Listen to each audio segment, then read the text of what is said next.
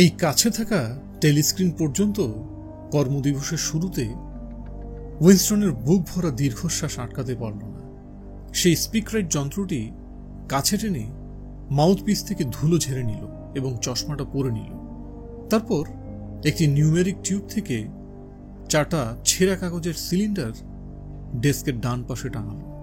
কিউবিকেলের দেয়ালে 3টি প্রকোষ্ঠ আছে। স্পিকরাইটের ডানের প্রকোষ্ঠে লিখিত বার্তার জন্য নিউমেরিক টিউব লাগানো, বাম দিকটায় আরেকটু বড় দেখে লাগানো হয়েছে খবরের কাগজের জন্য, এবং পাশের দেয়ালে হাতের নাগালের মধ্যে আছে 3য় প্রকোষ্ঠটি, যার আয়তাকার মুখটা ধাতব জালি দিয়ে ঘেরা। শেষেরটি মূলত নষ্ট কাগজের জন্য। এহেন আরো অনেক প্রকোষ্ঠ পুরো কাঠামোতে হাজার হাজার রয়েছে। প্রতিটি রুমে তো বটেই, সাথে করিডোরে পর্যন্ত খানিক পরপর এর উপস্থিতি দেখা যায়। কোনো এক কারণেই বিশেষ প্রকোষ্ঠগুলো স্মৃতিছিদ্র বলে ডাকা হয়। যখন কেউ বুঝতে পারে যে কাগজটির কোনো প্রয়োজন নেই, কিংবা হাঁটা পথে যদি কেউ কোনো নষ্ট মোড়কের কাগজ পড়ে থাকতে দেখে, তাহলে সহজাত প্রবৃত্তির বশবর্তী হয়ে তারা কাগজগুলোর সবচেয়ে কাছে থাকা স্মৃতিছিদ্রে ফেলে দেয়। তারপর সেখানে বহমান বাতাসে উড়তে উড়তে কাগজগুলো চলে যায় বিশাল কোনো উনুনে, যা এই দালানের কোথাও না কোথাও লুকায়িত। উইনস্টনের বের করা সেই 4টি কাগজের স্লিপ খুলে দেখল। প্রত্যেকটি কাগজে 1 বা 2 লাইনে সংক্ষিপ্ত বার্তা লেখা আছে।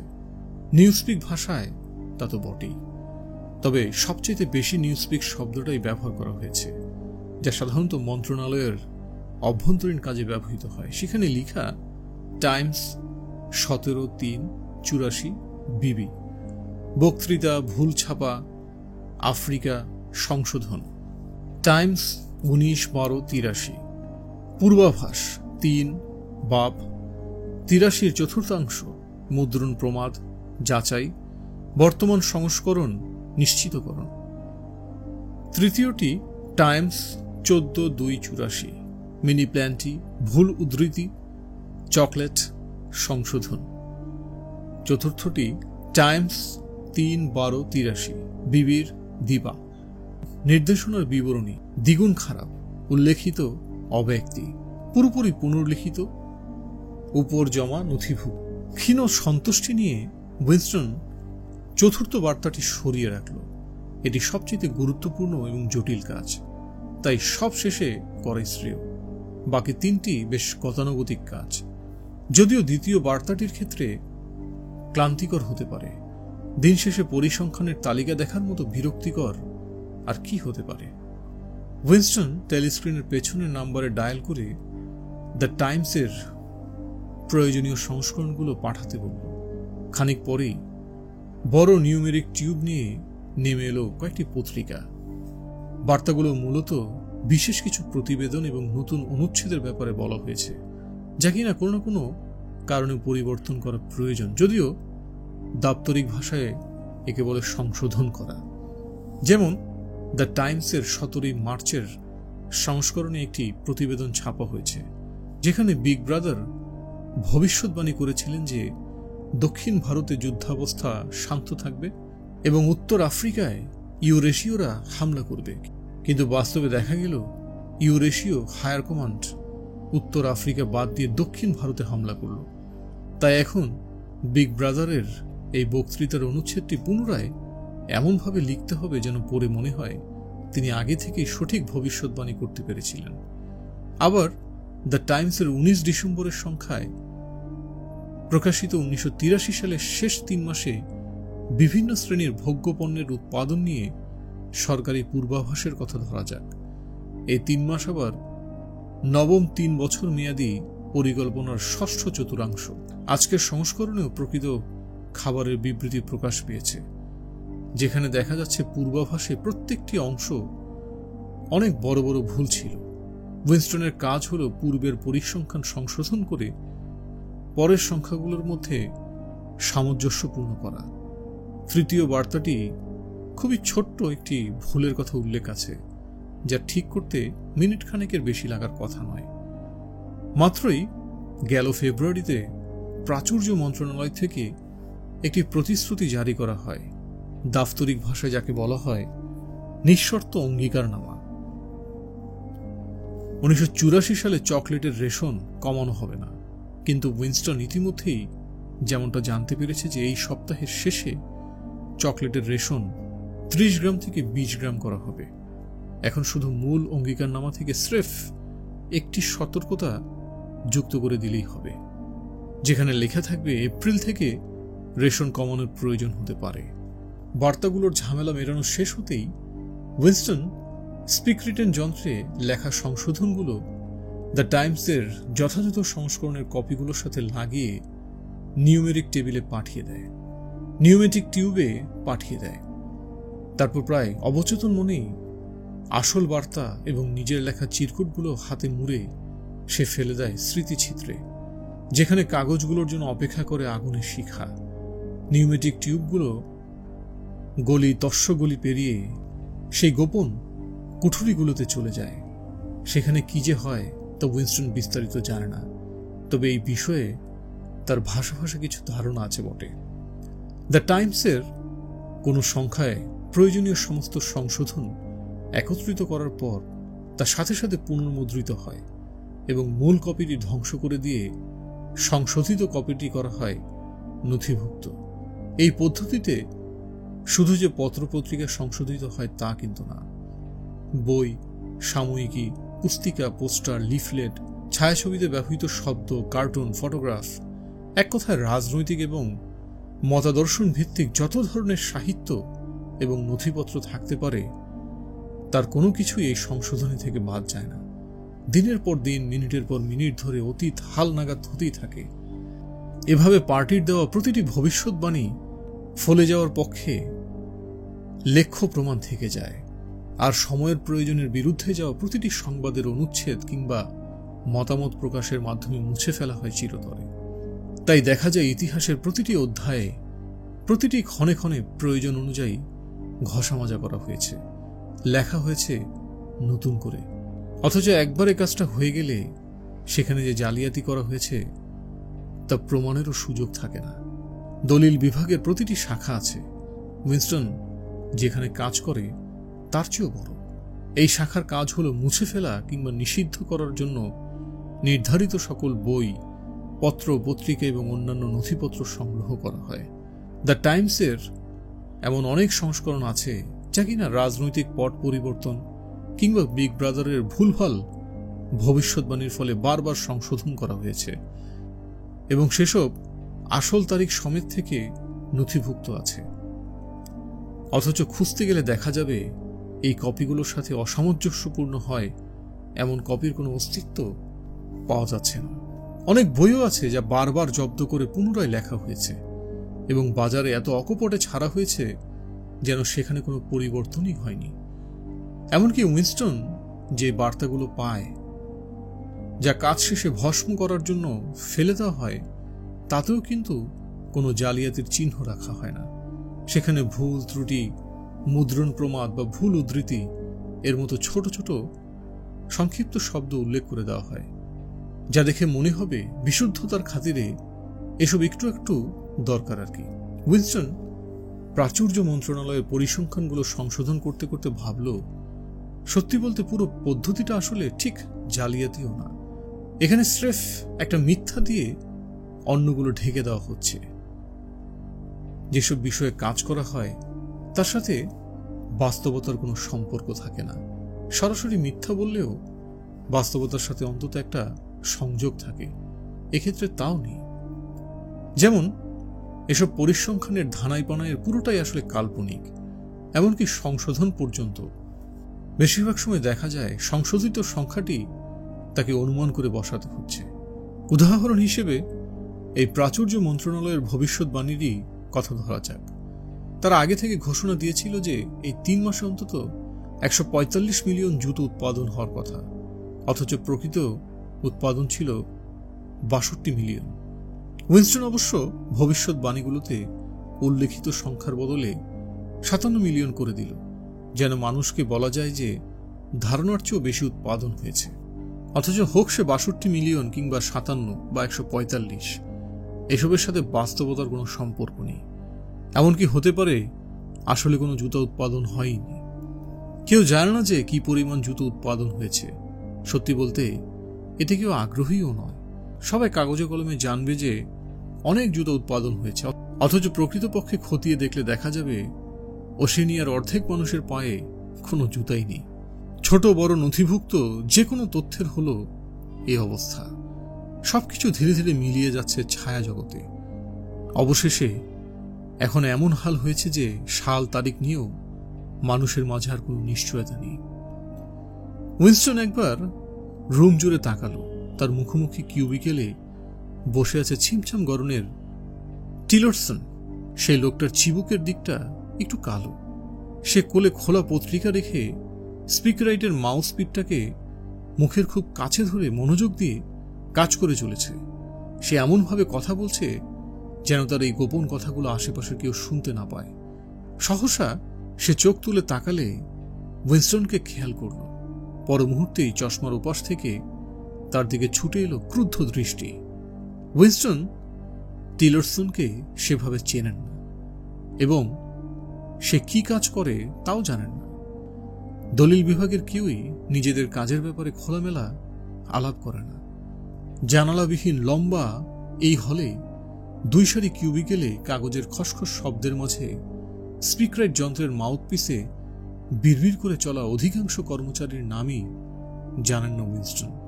সে শুধু দেখে মানুষগুলো কিভাবে প্রতিদিন গাধার খাটুনি খাটে আর 2 মিনিটে ঘৃণা কর্মসূচিতে গলা ফাটিয়ে চিৎকার চেঁচামেচি করে যায়। উইনস্টন অবশ্য তার পাশের কিউবিকেলে বসা স্বর্ণকেশী নারীটি কি করে কাজ করে তা জানে। তার একমাত্র দায়িত্ব হলো প্রতিদিন হাপিস হয়ে যাওয়া মানুষগুলোর নাম অস্তিত্ব খবরের কাগজ থেকে চিরকালে মুছে ফেলা। উইনস্টন ভাবে, কাজটির জন্য উপরিমহল কি আর অন্য কাউকে খুঁজে পেল না? মহিলার স্বামী যেভাবে বছরখানেক আগে হাওয়ায় মিলিয়ে গেল, সেই হিসেব করে তো তাকে নিয়ে তামাশা করার সমান। কয়েকটি কিউবিকেল পরে এক শান্তশিষ্ট এবং অলস এক মানুষ বসে, যাকে দেখলেই মনে হয় সে দিবা স্বপ্নে লিপ্ত। ভদ্রলোকের নাম অ্যাম্পেলফোর্থ। তার কানগুলো খুব লোমশ। বিস্ময়কর ব্যাপার হলো এই লোকের ছন্দ এবং মাত্রা নিয়ে অসাধারণ দক্ষতা আছে। যেসব কবিতার মতাদর্শ সরকার বিরোধী কিন্তু কোনো এক কারণে সংকলন রাখতে হচ্ছে, সেসব কবিতার বিকৃত রূপ পায় এই লোকটির হাতে। এভাবে জনা 50 বা তারও কম বেশি কর্মচারী নিয়ে এই হল জটিল দলিল বিভাগের একটি শাখা হিসেবে কাজ করে চলে। তাদের ছাড়াও উপরে নিচে মিলিয়ে হাজার হাজার কর্মচারী আছে যাদের কাজের পরিধি এক কথায় কল্পনাতীত। ছাপাখানার কথাই ধরা যাক, সহ সম্পাদক, টাইপোগ্রাফি বিশেষজ্ঞ, ছবি নকলের জন্য সকল ধরনের সরঞ্জাম সমেত স্টুডিও, কি নেই সেই শাখায়। তাছাড়া ওই টেলিপ্রোগ্রাম শাখা, সেখানে তো প্রকৌশলী প্রযোজক থেকে শুরু করে মানুষের গলার আওয়াজ নকলের সিদ্ধ হস্ত এমন অভিনেতাদের দলও আছে। আরও আছে এক ঝাঁক লোক যাদের কাজই হলো সংশোধনের জন্য বই এবং পুস্তিকার তালিকা বানানো। আবার এত এত সংশোধিত নথিপত্র রাখার জন্য আছে আলাদা আলাদা জায়গা। আসল কপিগুলোর অস্তিত্ব মুছে ফেলার জন্য আছে লুকোনো চুল্লি। আর এসবের মাঝে কোথাও চুপিসারে লুকিয়ে আছে এমন সব বেনামি মাথা যারা সামনে সবকিছু সমন্বয় করে চলেছে এবং প্রণয়ন করছে এমন সব নীতিমালা যার উপর ভিত্তি করে নির্ধারিত হয় অতীতের কোন অংশটি সংরক্ষিত থাকবে, কোন অংশটি সংশোধিত হবে এবং কোন অংশটি মুছে যাবে অস্তিত্ব থেকে। দলিল বিভাগ হল সত্য মন্ত্রণালয়ের অনেকগুলো বিভাগের একটি, যাদের কাজ স্রেফ অতীতকে পুনরায় আকার দেওয়া নয়, বরঞ্চ ওশেনিয়ার নাগরিকদের খবরের কাগজ, সিনেমা, বইপত্র, টেলিস্ক্রিন প্রোগ্রাম, নাটক, উপন্যাস, এক কথায় সকল ধরনের তথ্য, নির্দেশনাবলী এবং বিনোদন সরবরাহ করা। ভাস্কর্য থেকে শুরু করে স্লোগান, গীতি কবিতা থেকে বৈজ্ঞানিক প্রবন্ধ, শিশুদের বানান বই থেকে নিউজপিক অভিধান রচনা, সবগুলোই তাদের দায়িত্ব। মন্ত্রণালয় যে শুধু পার্টির চাহিদা মেটায় তাও না, তারা নিম্ন শ্রেণীর মানুষদের জন্য একই পদ্ধতি অনুসরণ করে। এই মানুষগুলোকে নিম্নমানের সাহিত্য, গান, নাটক এবং সাধারণ সব বিনোদন সরবরাহ করার জন্য তো আলাদা শাখাও আছে। এখানে বানানো পত্রিকাগুলো ভরা থাকে খেলা, অপরাধ এবং রাশিফল দিয়ে। উপন্যাসগুলো হয় সস্তা উত্তেজনায় ভরপুর। সিনেমাগুলোয় উপচে পড়ে যৌনতা, গানে থাকে পাহাড় সম আবেগ। এসব গান আবার রচিত ভার্সিফিকেটর নামের যন্ত্রের মাধ্যমে। আরে নিউজপিকের ভাষায় পর্নোসেক নামে তো আলাদা একটা উপশাখাই আছে, যারা অতি নিম্নমানের পর্নোগ্রাফি বানায় এবং সিলবদ্ধ প্যাকেটের মাধ্যমে সরবরাহ করে নিম্ন শ্রেণীর মানুষদের বাজারে। পার্টির সদস্যদের মধ্যে যারা এই কাজে সরাসরি লিপ্ত থাকে, তারা ছাড়া বাকি সবার জন্য এই পণ্য একদম নিষিদ্ধ। 3টি বার্তার কাজ শেষ করে উইনস্টন সবগুলো নিউমেটিক টিউবে পাঠিয়ে দেয়। এসব খুব সাধারণ কাজ। বার্তা সমেত কাজগুলো ফেলে দিতেই শুরু হয় 2 মিনিটের ঘৃণা কর্মসূচি। কর্মসূচি শেষ করে কিউবিকেলে ফিরে আসে উইনস্টন এবং একটি নিউজপিক অভিধান তুলে নেয় এবং স্পিক রাইট যন্ত্রটি ঠেলে দেয় একপাশে। এবার তার আজকের সকালের সবচেয়ে গুরুত্বপূর্ণ কাজ শুরু করার পালা। উইনস্টনের জীবনের পরম আনন্দ নিহিত আছে তার এই কাজে। অধিকাংশ কাজ ক্লান্তিকর তো বটেই, কিন্তু কিছু কিছু কাজ এত কঠিন আর জটিল হয় যে সে নিজেকে এর গভীরে হারিয়ে ফেলে, যেন কোনো গাণিতিক সমস্যার সমাধান করছে। সূক্ষ্ম এবং সূক্ষ্মতর জালিয়াতি করতে গেলে একজন মানুষের এইংসক নীতিমালা নিয়ে যথেষ্ট জ্ঞান থাকা দরকার। এমনকি পার্টি তোমাকে দিয়ে কি বলাতে চাইছে তা অনুমান করার মতো ক্ষমতা থাকাও বাঞ্ছনীয়। উইনস্টন এসব কাজে সিদ্ধহস্ত। তাকে তো প্রায়শই দ্য টাইমসের প্রধান সম্পাদকীয় সংশোধনের দায়িত্ব দেওয়া হয়, যা কিনা পুরোটাই নিউজপিক ভাষায় লেখা থাকে। সে প্রথমেই আলাদা করে রাখা বার্তাটি খুলল।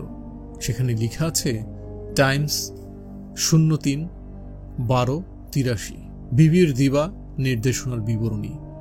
দ্বিগুণ, বেশি, অভালো, অতিরিক্ত অব্যক্তি, পুরোপুরি পুনর্লিখন, উপর জমা নথিভুক্ত। ওল্ড স্পিকে অথবা প্রমিত বাংলায় বার্তাটি রূপান্তরিত করলে ঠিক এমন হয়। দ্য টাইমসের 1983 সালের 3রা ডিসেম্বরের সংখ্যায় বিগ ব্রাদারের দিনের নির্দেশ নিয়ে লেখা প্রতিবেদনটি অত্যন্ত অসন্তোষজনক এবং এতে অস্তিত্বহীন মানুষের কথা উল্লেখ আছে। পুরোটা পুনরায় লেখা প্রয়োজন এবং নথিভুক্ত করার আগে ঊর্ধ্বতন কর্তৃপক্ষের কাছে জমা দাও। উইনস্টন আপত্তিকর প্রতিবেদনটি চট করে পড়ে ফেলল। যা বোঝা যাচ্ছে, বিগ ব্রাদারের দিনের নির্দেশে এফএফসিসি নামের একটি সংস্থার প্রশংসা প্রাধান্য পেয়েছে। এতে ভাসমান দুর্গের নাবিকদের জন্য সরবরাহ করা সিগারেট এবং আরাম সামগ্রীর জন্য তাদের কাজ নিয়ে কথা বলা হয়েছে। বিশেষত ইনার পার্টির বিশিষ্ট সদস্য কমরেড উইদার্সকে আলাদাভাবে উল্লেখ করে কনসপিকিউয়ার মেরিট 2য় শ্রেণীর পদকে ভূষিত করা হয়েছে। এই ঘটনার 3 মাস পর এফএফসিসি কোনো কারণ না জানিয়ে বিলুপ্ত হয়ে যায়।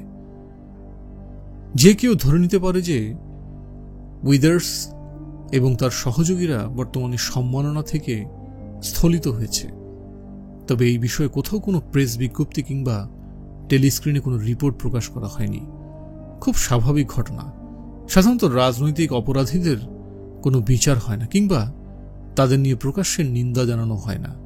এই যে হাজার হাজার মানুষের সামনে বৃহৎ শুদ্ধি অভিযানের অংশ হিসেবে বিশ্বাসঘাতক এবং চিন্তাপরাধীদের প্রকাশ্যে বিচার হয় এবং তাদের স্বীকারোক্তি নেওয়ার পর মৃত্যুদণ্ড দেওয়া হয়, তা তো কেবল লোক দেখানো। এই ঘটনা বছরে 2 কি একবারের বেশি ঘটে না।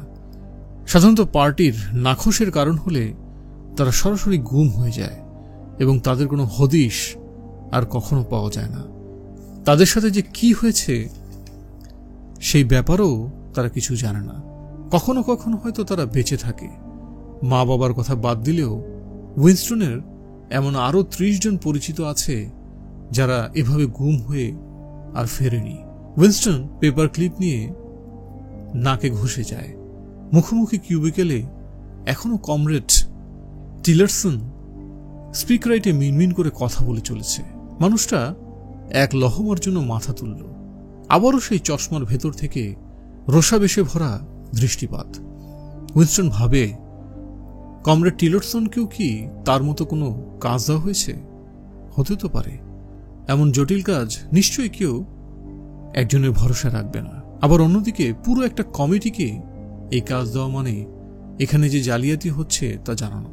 তবে হতে পারে এখন ডজনখানেক লোক শুধু বিগ ব্রাদারের এই বক্তব্যের কাজ করে চলেছে, আর বর্তমানে অপেক্ষা করছে ইনার পার্টির কোন এক বিশিষ্ট মাথা যে সবগুলো সংস্করণ থেকে কয়েকটি বাছাই করে নেবে, সম্পাদনার কলম চালাবে, প্রয়োজন মাফিক ক্রস চেক করে বেছে নেবে সেই মিথ্যে যা নথিভুক্ত হবে এবং পরিণত হবে সত্যে।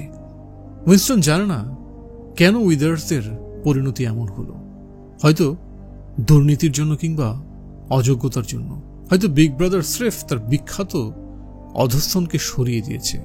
হয়তো উইদার্স কিংবা তার কাছের কারো হাবভাবে পাওয়া গেছে সরকার বিরোধী কোনো চিহ্ন। অথবা সবচাইতে বেশি যেটা ঘটার সম্ভাবনা সেটা হলো ঘটনাটি শুধু এ কারণেই ঘটেছে কারণ শুদ্ধিকরণ এবং গুম করা হলো সরকার পরিচালনার একটি অবিচ্ছেদ্য অংশ। একমাত্র ক্লু নিহিত আছে উল্লেখিত অব্যক্তি শব্দটায়, যার অর্থ উইদার্স এখন মৃত।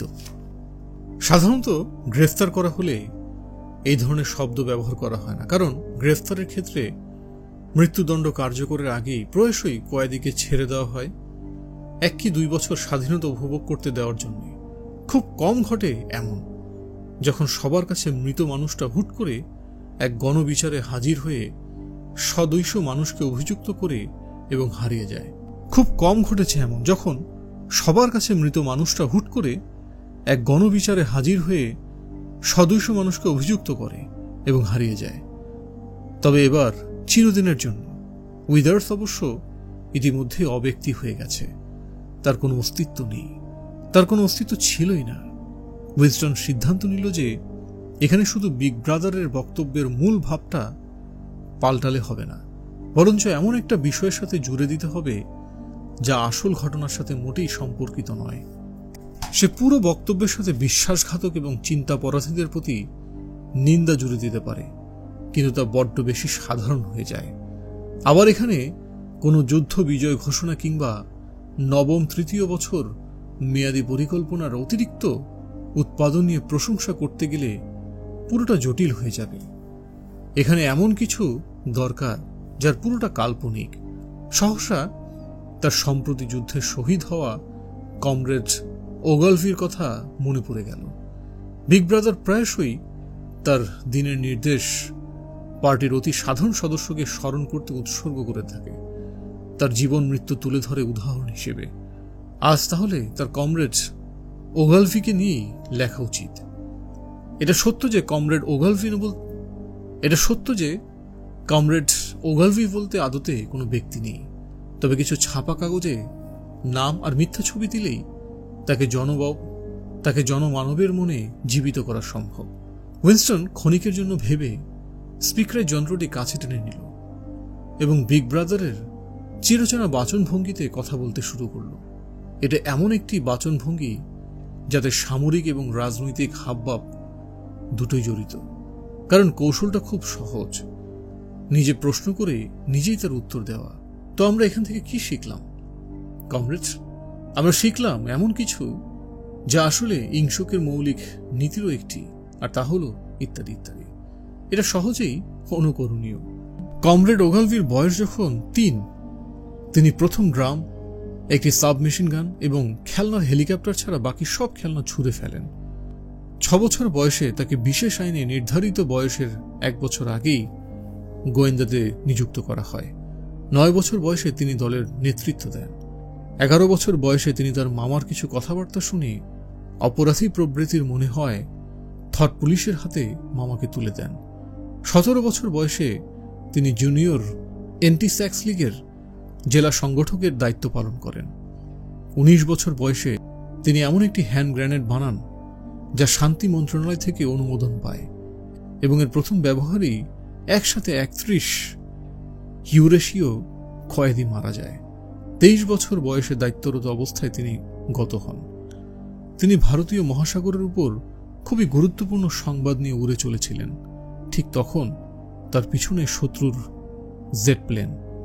তিনি তার নিজের শরীরে মেশিনগান বেঁধে সকল সংবাদ এবং দস্তাবেজ নিয়ে ঝাঁপ দেন পানিতে, তলিয়ে যান সমস্ত প্রমাণ নিয়ে। আর এভাবেই শেষ হয় তার বীরত্ব গাথা। বলে ওঠেন বিগ ব্রাদার। তিনি কমরেড ওগালভির জীবনযাপনের পবিত্রতা এবং রাষ্ট্রের প্রতি অনুগত মনোভাব নিয়ে প্রশংসা করেন। এক জীবনে কমরেড ওগালভি কখনো মদ সিগারেট খাননি। প্রতিটি দিন অন্তত 1 ঘন্টা করে হলেও কাটিয়েছেন ব্যায়ামাগারে এবং ব্রহ্মচর্যকে করে নিয়েছেন আপন।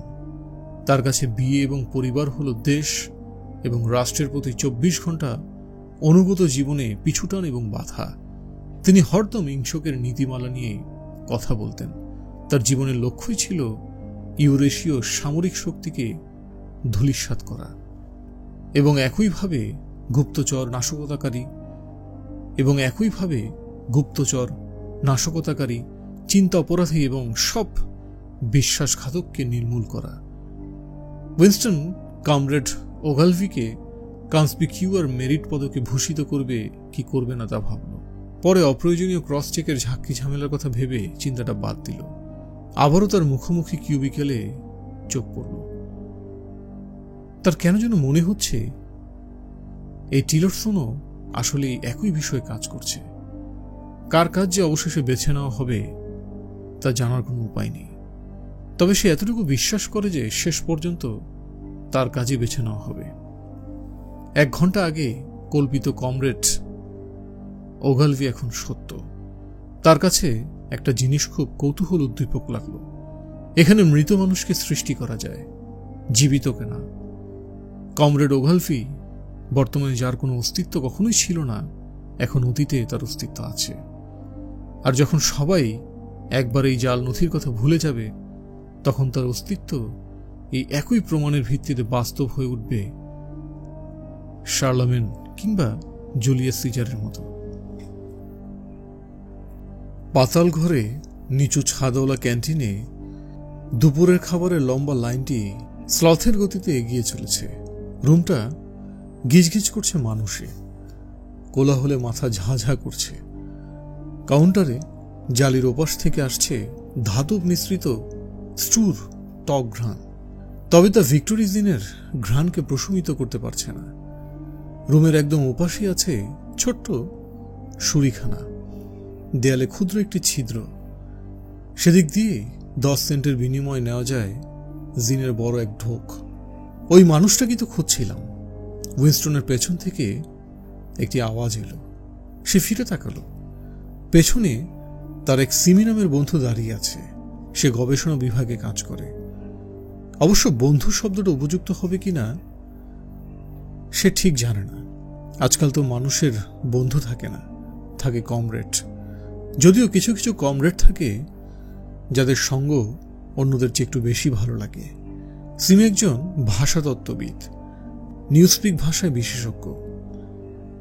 সে সেই বিশেষজ্ঞ দলের একটি অংশ যারা বর্তমানে নিউজপিক অভিধানের 11 সংস্করণের কাজ করে চলেছে। মানুষটা দেখতে উইনস্টনের চেয়েও ছোট, চুলগুলো কালো, স্মিত তার চোখ, যা দেখে মনে হবে সদা সর্বদা ক্লান্তিতে ভরপুর। সে তাকালেই মনে হবে যেন তোমার চেহারায় কিছু একটা খুঁজছে। আমি জানতে চাইছিলাম যে তোমার কাছে কোনো রেজার ব্লেড আছে কিনা। সে বলল, একটাও নেই। উইনস্টন জবুথবু হয়ে উত্তর দিল, আমি সবখানে দেখেছি, একটা যদি পেতাম। সবাই এখন রেজার ব্লেড খুঁজে চলেছে। সত্যি বলতে উইনস্টন 2টো ব্লেড লুকিয়ে রেখেছে। গত কয়েক মাস ধরে এটা বাজারে নেই বললেই চলে। পার্টি এমনই, যে কোনো সময় হুটহাট প্রয়োজনীয় কোনো সামগ্রীর সরবরাহ করা বন্ধ করে দেয়। কখনো হয় বোতাম, কখনো সুই সুতা, কখনো বা জুতোর ফিতে। এখন রেজার ব্লেড। এগুলো পেতে হলে লোকচক্ষুর আড়ালে চুপি চুপি মুক্ত বাজারে যাওয়া ছাড়া আর কোনো উপায় নেই। আমি তো এক ব্লেড গত 6 সপ্তাহ ধরে ব্যবহার করছি, মিথ্যা বলল সে। লাইনটি সামান্য এগিয়ে গেল। সামনে পা বাড়ানোর পর উইনস্টন সিমির দিকে ঘুরল। তারা দুজনেই কাউন্টারের শেষ প্রান্ত থেকে তেলতেলে ধাতব ট্রে তুলে নিল। গতকাল ফাঁসি দেখতে গিয়েছিলে? জানতে চাইল সিমি। কাজ করছিলাম। উইনস্টন উদাসীনভাবে বলল, ভাবছি ভিডিও চিত্রে দেখব। এই মাধ্যম একেবারে জুৎসই নয়। সিমির বিদ্রুপ মাখা চোখগুলো উইনস্টনের চেহারায় ঘুরঘুর করছে, যেন ওর চোখগুলো বলতে চাইছে, আমি তোমাকে চিনি, আমি তোমার ভেতরটা দেখতে পাই। আমি খুব ভালো করে জানি কেন তুমি কয়েদিদের ফাঁসি দেখতে যাওনি। বুদ্ধিবৃত্তিক দিক বিবেচনা করলে সিমি অত্যন্ত গোড়াগোছের এক লোক। সে শত্রুদের গ্রামে হেলিকপ্টার হামলা, চিন্তাপরাধীদের বিচার এবং স্বীকারোক্তি, ভালোবাসা মন্ত্রণালয়ের কারাগারে সব মৃত্যুদণ্ড ইত্যাদি নিয়ে স্বাচ্ছন্দ্যের সাথে কথা বলে যেতে পারবে ঘন্টার পর ঘন্টা, যা বেশ অস্বস্তিকর। তাই তার সাথে কথা বলা মানেই হলো তাকে হরদম এসব বিষয় থেকে দূরে সরানো, এবং পারলে নিউজপিকের কারিগরি দিকগুলো নিয়ে আলাপ করা যেতে পারে। উইনস্টন তার কালো চোখে তীক্ষ্ণ দৃষ্টি এড়াতে মাথাটা একটু ঘোরালো। খুব দারুণ ছিল বুঝলে, স্মৃতিকাতর ভঙ্গিতে বলল সিমি। আমার মনে হয় ওরা পা বেঁধে সব মজা নষ্ট করে দেয়। আরে পাগুলো ছোড়াছড়ি করতে দেখতেই তো আসল মজা। তারপর শেষে যা ঘটছে না, ব্যাটার মুখ থেকে জিহ্বা বের হয়ে এসেছিল, একদম নীল হয়ে গিয়েছিল বুঝলে। এটাই আমার কাছে সবচেয়ে বেশি আকর্ষণীয় লাগে।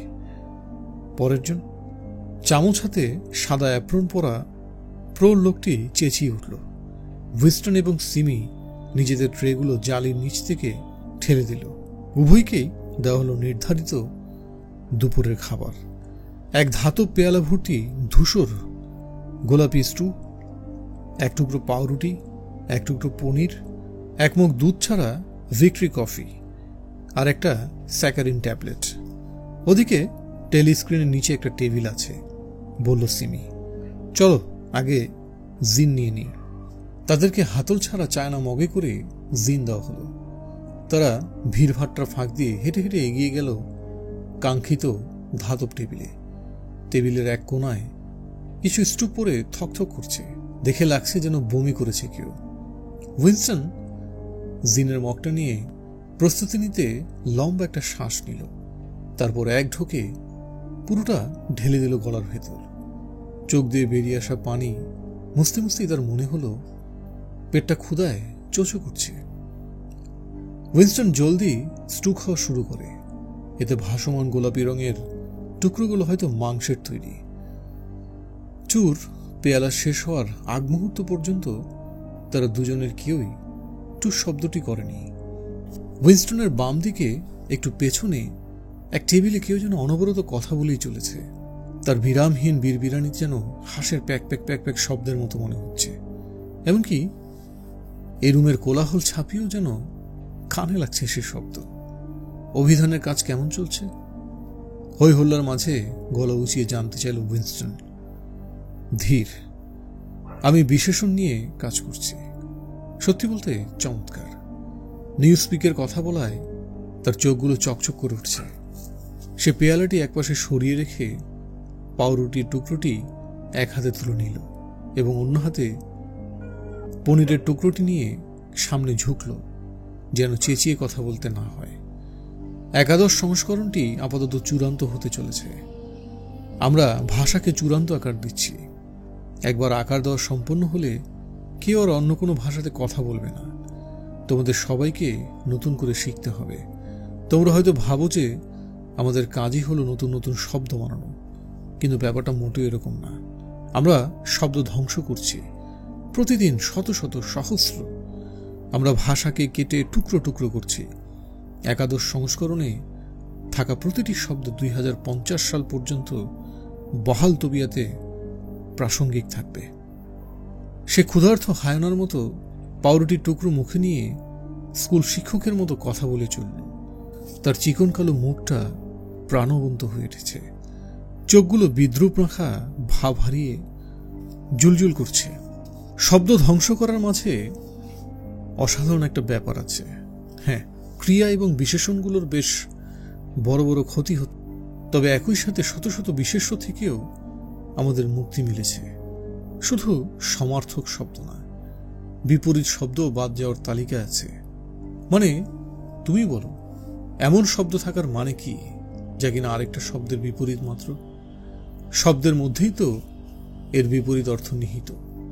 ভালো শব্দটি নেওয়া যাক। যদি তোমার কাছে ভালো বলতে একটি শব্দ থাকে, তাহলে খারাপ দিয়ে কি হবে? অভালো দিয়েই তো বিপরীত অর্থ প্রকাশ করা যায়। আরে আমি তো বলবো এই শব্দটি বিপরীত অর্থ আরো ভালো করে বোঝায়। এবার যদি ভালো শব্দটিতে একটু জোর দিতে চাও, তাহলে সেখানে অসাধারণ, চমৎকার, এই আবছা অস্পষ্ট শব্দগুলো ব্যবহার করা কি দরকার? দ্বিগুণ ভালো, এটা দিয়েই তো চলে। অথবা আরো একটু জোর দিতে চাইলে দ্বিগুণ বেশি ভালো শব্দটাও তো বলা যায়। অবশ্যই আমরা এই শব্দগুলো ইতিমধ্যে ব্যবহার করা শুরু করেছি, কিন্তু একবার নিউজস্পিক পূর্ণতা পাক, দেখবে ভালো খারাপের ধানায় বানায় সব 6 শব্দেই সাবার হয়ে যাবে। সত্যি বলতে এক শব্দে নিউজস্পিক ভাষায় এই সৌন্দর্য তোমার চোখে পড়ছে না। উইনস্টন আর এটি বিবির ধারণার কারণেই সম্ভব হয়েছে। সে একটু ভেবে শেষ কথাটা যোগ করল। বিগ ব্রাদারের নাম শুনতেই উইনস্টন মুখে মেকি আগ্রহের ঝলক ফুটিয়ে তোলে। তবে সিমি সেখানে উৎসাহের ঘাটতি ঠিকই টের পায়। তুমি নিউজস্পিকের প্রকৃত সৌন্দর্য উপলব্ধি করতে পারোনি উইনস্টন, মুখ কালো করে বলল সে। তুমি যখন লিখো তখনও ওল্ড স্পিককে চিন্তা করো। তোমার দ্য টাইমসে কিছু লেখা আমি মাঝে মধ্যে পড়ি। যথেষ্ট ভালো লেখো তুমি, কিন্তু ওগুলো তো অনুবাদ ছাড়া আর কিছুই না। মনে মনে এখনো তুমি ওল্ড স্পিকের অপ্রয়োজনীয় অর্থহীন শব্দগুলো ধরে রেখেছ। শব্দ ধ্বংস করার যে সৌন্দর্য আছে তা তুমি ধরতে পারোনি। তুমি কি জানো পুরো পৃথিবীতে নিউজস্পিকই এমন একটি ভাষা যাতে শব্দ ভাণ্ডার প্রতি বছর কমছে? উইনস্টন অবশ্যই সেটা জানে, তবে সে শুধু অনুকম্পা দেখিয়ে হাসল। আপাতত সে কিছু না বলাই স্নেহ মনে করছে। সিমি কালো রঙের পাউরুটিতে আরেকটি কামড় বসিয়ে কিছুক্ষণ চাবালো, তারপর বলে চলল, তুমি কি দেখতে পাচ্ছ না যে নিউজস্পিকের মূল উদ্দেশ্যই হলো চিন্তার পরিধি কমানো? দিন শেষে আমরা চিন্তাপরাধ অসম্ভব বানিয়ে ফেলব, কারণ তা প্রকাশ করার মতো কোনো শব্দই থাকবে না। প্রয়োজনীয় মনের ভাব বোঝানোর জন্য একটি শব্দই থাকবে, যার অর্থ কঠোরভাবে সংজ্ঞায়িত হবে এবং এর সমস্ত সহায়ক অর্থ মুছে ফেলা হবে, বিস্তৃত হয়ে যাবে। এই একাদশ সংস্করণে আমরা এর খুব কাছাকাছি চলে এসেছি। তবে তুমি আমি মরে যাওয়ার পরও কিন্তু এই প্রক্রিয়া চলমান থাকবে। প্রতি বছর শব্দের সংখ্যা কমছে, চিন্তা চেতনার পরিধি একটু একটু করে সংকুচিত হচ্ছে। এমনকি এখনো চিন্তাপরাধের পেছনে কোনো কারণ বা অজুহাত নেই। এটা তো শুধু আত্মশৃঙ্খলা এবং বাস্তবতা নিয়ন্ত্রণের ব্যাপার। কিন্তু সবশেষে এসবেরও আর দরকার হবে না। এই বিপ্লব পূর্ণতা পাবেই নিউজস্পিক ভাষার পূর্ণতার মাধ্যমে। নিউজস্পিক হলো ইংশক, আর ইংশকই নিউজস্পিক। সে এমন আত্মতুষ্টির সাথে কথা বলল যেন তার এই কথার মর্মার্থ সাধারণ মানুষের পক্ষে বোঝা সম্ভব না। তুমি কি কখনো ভেবেছ উইনস্টন, 2050 সাল হতে হতে একটা জীবিত মানুষ থাকবে না যারা আসলে আমাদের এই আলাপের অর্থ বুঝবে? একমাত্র দুনুমনু মন নিয়েই থেমে গেল উইনস্টন। তার ঠোঁটের আগায় একমাত্র প্রোলরা, অর্থাৎ অস্ট্রেলিয়ার নিম্ন শ্রেণীর মানুষদেরকে প্রোল বলা হয়। তাহলে একমাত্র প্রোলরা ছাড়াই কথাটি চলে এসেছিল, কিন্তু ভিন্ন চিন্তাধারার ভয়ে সেটা চেপে গেল। সিমি অবশ্য তার মনের কথা নিমিষে ধরে ফেলল। আরে এই প্রোলরা তো মানুষই না, নির্বিকারে বলল সে। 2050 সাল হতে হতে কিংবা তারও আগে ওল্ড স্পিক নিয়ে সমস্ত জ্ঞান মুছে যাবে। অতীতের সমস্ত সাহিত্য হাফিস করে দেওয়া হবে। চসার, শেক্সপিয়র, মিল্টন, বায়রন, তাদের অস্তিত্ব নিউজস্পিকে থাকবে। তবে তারা শুধু সামান্য পরিবর্তিত হবে না, বরঞ্চ তারা এমন কিছুতে বদলে যাবে যা তারা কখনো ছিলই না। বরঞ্চ তাদের পুরনো চিন্তাধারার সাথে পুরোপুরি সাংঘর্ষিক। এমনকি পার্টির সাহিত্য বদলে যাবে। স্লোগান আর এক থাকবে না, স্বাধীনতাই দাসত্ব। এই ধরনের স্লোগান থাকবে কি করে যখন স্বাধীনতার ধারণাই মুছে ফেলা হবে চিরতরে? চিন্তাধারার পুরো আবহটাই পাল্টে যাবে। এমনকি যা বুঝতে পারছি চিন্তা বলতে আর কিছুই থাকবে না। গোঁড়ামি মানে চিন্তা না করা, চিন্তা করার প্রয়োজন না হওয়া। গোঁড়ামি মানে অচেতনতা। উইনস্টন ভাবল সে হলপ করে বলতে পারে সিমির কপালে দুঃখ আছে, তাকে অতি শীঘ্রই গুম করা হবে। সে অনেক বুদ্ধিমান, সে অনেক স্পষ্ট দেখে, অনেক স্পষ্ট করে কথা বলে। পার্টি এমন মানুষকে পছন্দ করে না। একদিন এই মানুষটা গুম হয়ে যাবে, ওর চেহারাতেই তা ভাসছে। উইনস্টন পাউরুটি আর পনির শেষ করল, তারপর কফি খেতে একটু একপাশ হয়ে বসল। তার বাম দিকে কর্কশ লোকটা এখন কথা বলে চলেছে। এক যুবতী নারী তার মুখোমুখি বসে আছে। নারীটি সম্ভবত লোকটির সচিব হবে। শুনে মনে হচ্ছে সে লোকটা সমস্ত কথার সাথেই একাত্মতা প্রকাশ করছে। মাঝে মাঝে উইনস্টন তার কিছু মন্তব্য শুনতে পাচ্ছে। আমার মনে হয় আপনি ঠিক বলছেন, আপনার সাথে আমি একমত। যন্ত্রবোধ পুতুলের মতো এসব বলছে ওই নারী, কিন্তু ওই লোকের কথা কখনোই থামছে না, এমনকি নারীটির কথা শুনছেও না। উইনস্টন মানুষটাকে চোখের দেখা দেখে নিল এবং সে তাকে চিনতে পারল। কেবল এটুকু জানে যে সে কল্পকাহিনী বিভাগের কোন এক গুরুত্বপূর্ণ পদে আধিষ্ঠিত আছে। বয়স তার 30-এর কাছাকাছি, পেশিবহুল ঘাড়, গলা এবং মুখটাও বেশ বড়। সে মাথাটা একটু উঁচু করে কথা বলছে, ফলে তার পরনের চশমায় পরা আলোর ছটার কারণে চোখগুলো দেখা যাচ্ছে না।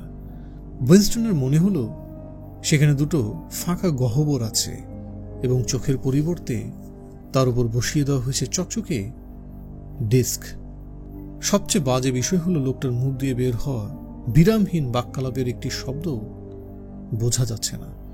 উইনস্টন মাঝে একবার একটি বাক্যাংশ ধরতে পেরেছে, গার্লস্টিন বাদকে চূড়ান্তভাবে নির্মূল করতে হবে। তারপর বাকি সব আবারও আগের মতো হাসির প্যাকপ্যাকানি। যদিও তার কথাগুলো ঠিক ধরে ধরে বোঝা যাচ্ছে না, তবে এর মর্মার্থ উদ্ধার করা মোটামুটি সহজ। সে হয়তো উইনস্টনকে গালাগাল করছে, বলছে কিভাবে তাদের চিন্তাপরাধী এবং নাশকতাকারীদের বিরুদ্ধে আরও শক্ত অবস্থান নেওয়া উচিত। সে হয়তো বিগ ব্রাদারের প্রশংসা করছে কিংবা মেলাবার সম্মুখ যুদ্ধের বীরদের নিয়ে কথা বলছে। তাতে অবশ্য কিছু আসে যায় না। যাই হয়ে থাকুক না কেন, এটুকু তো হলপ করে বলাই যায় যে তার মুখ দিয়ে বের হওয়া প্রতিটি শব্দ হিংসক এবং সরকারের প্রতি গভীর আনুগত্য প্রকাশ করে। উইনস্টন অনবরত কথা বলে চলা লোকটার দিকে এক মনে চেয়ে ভাবল, আরে এ তো কোনো মানুষ নয়, নিছক পুতুল মাত্র।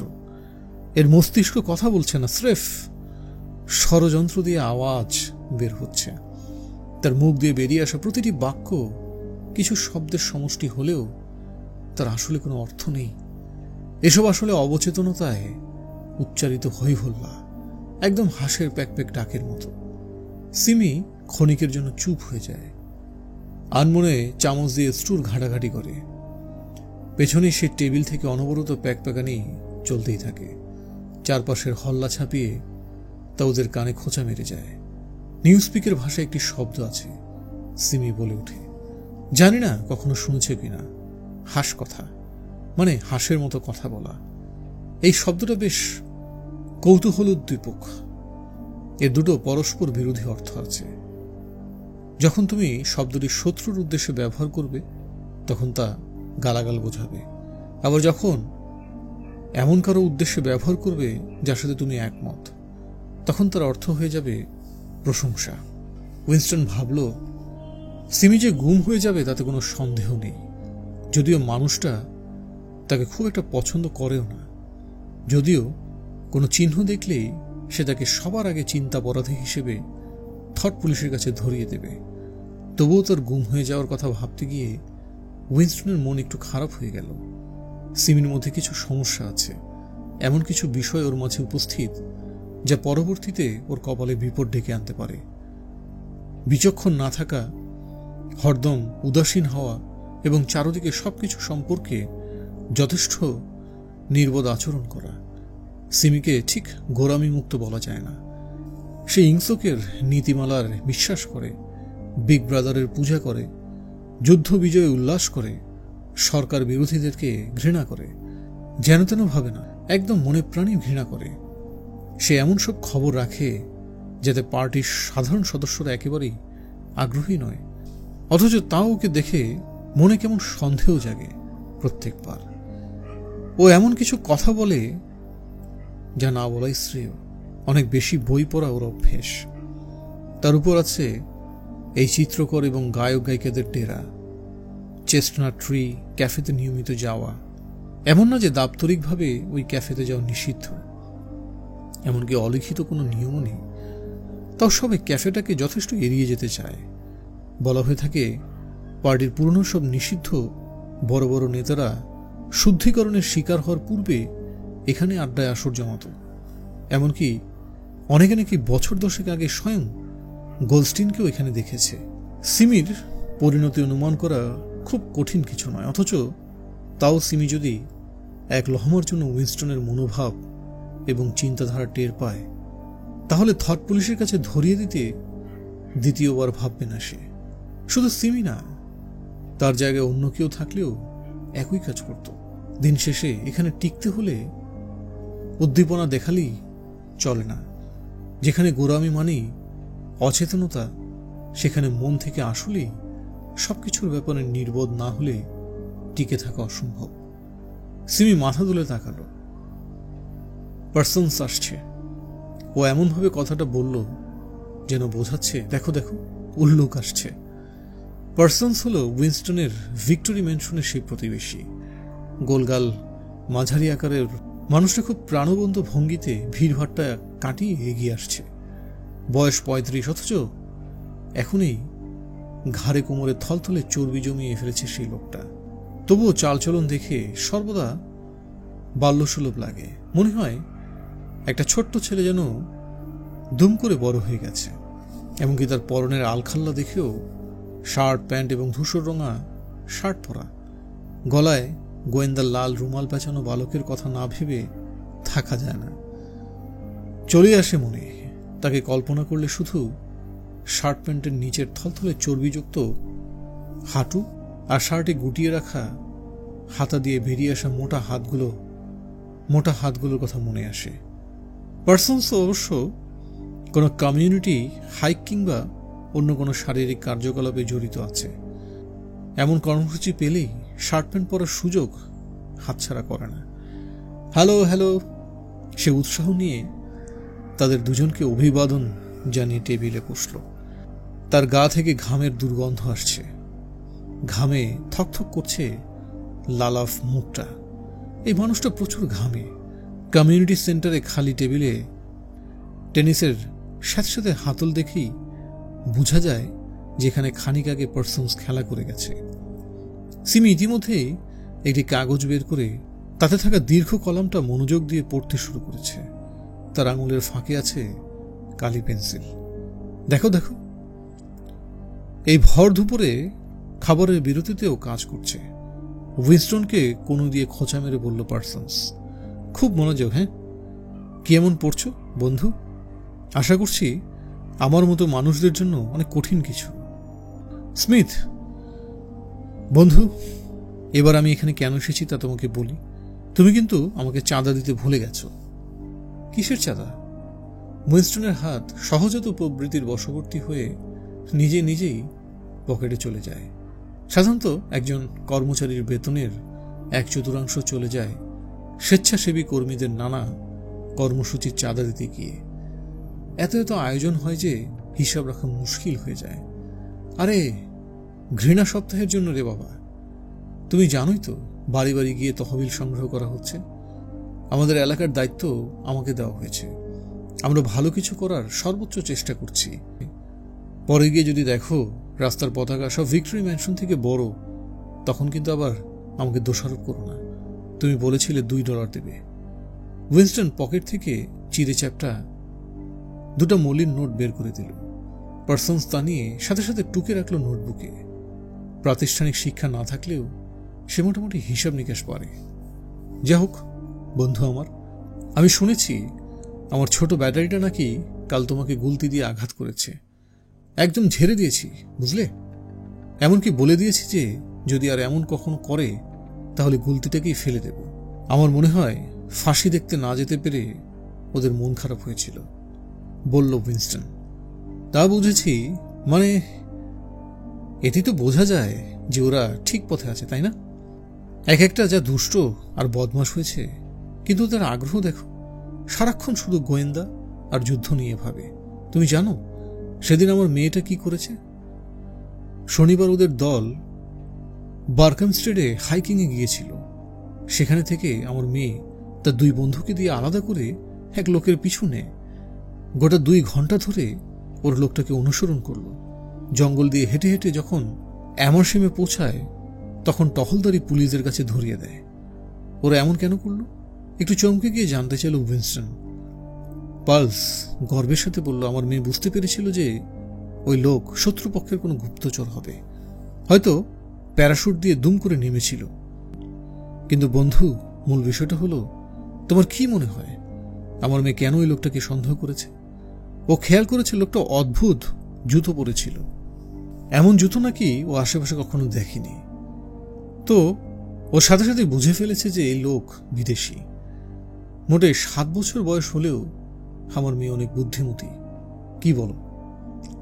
লোকটার কি হলো ওটা তো আমি বলতে পারবো না, তবে আমি খুব একটা অবাক হব না যদি পার্সনস 2 আঙ্গুল দিয়ে বন্দুকের ইশারা করে জিভ দিয়ে করে আওয়াজ করে।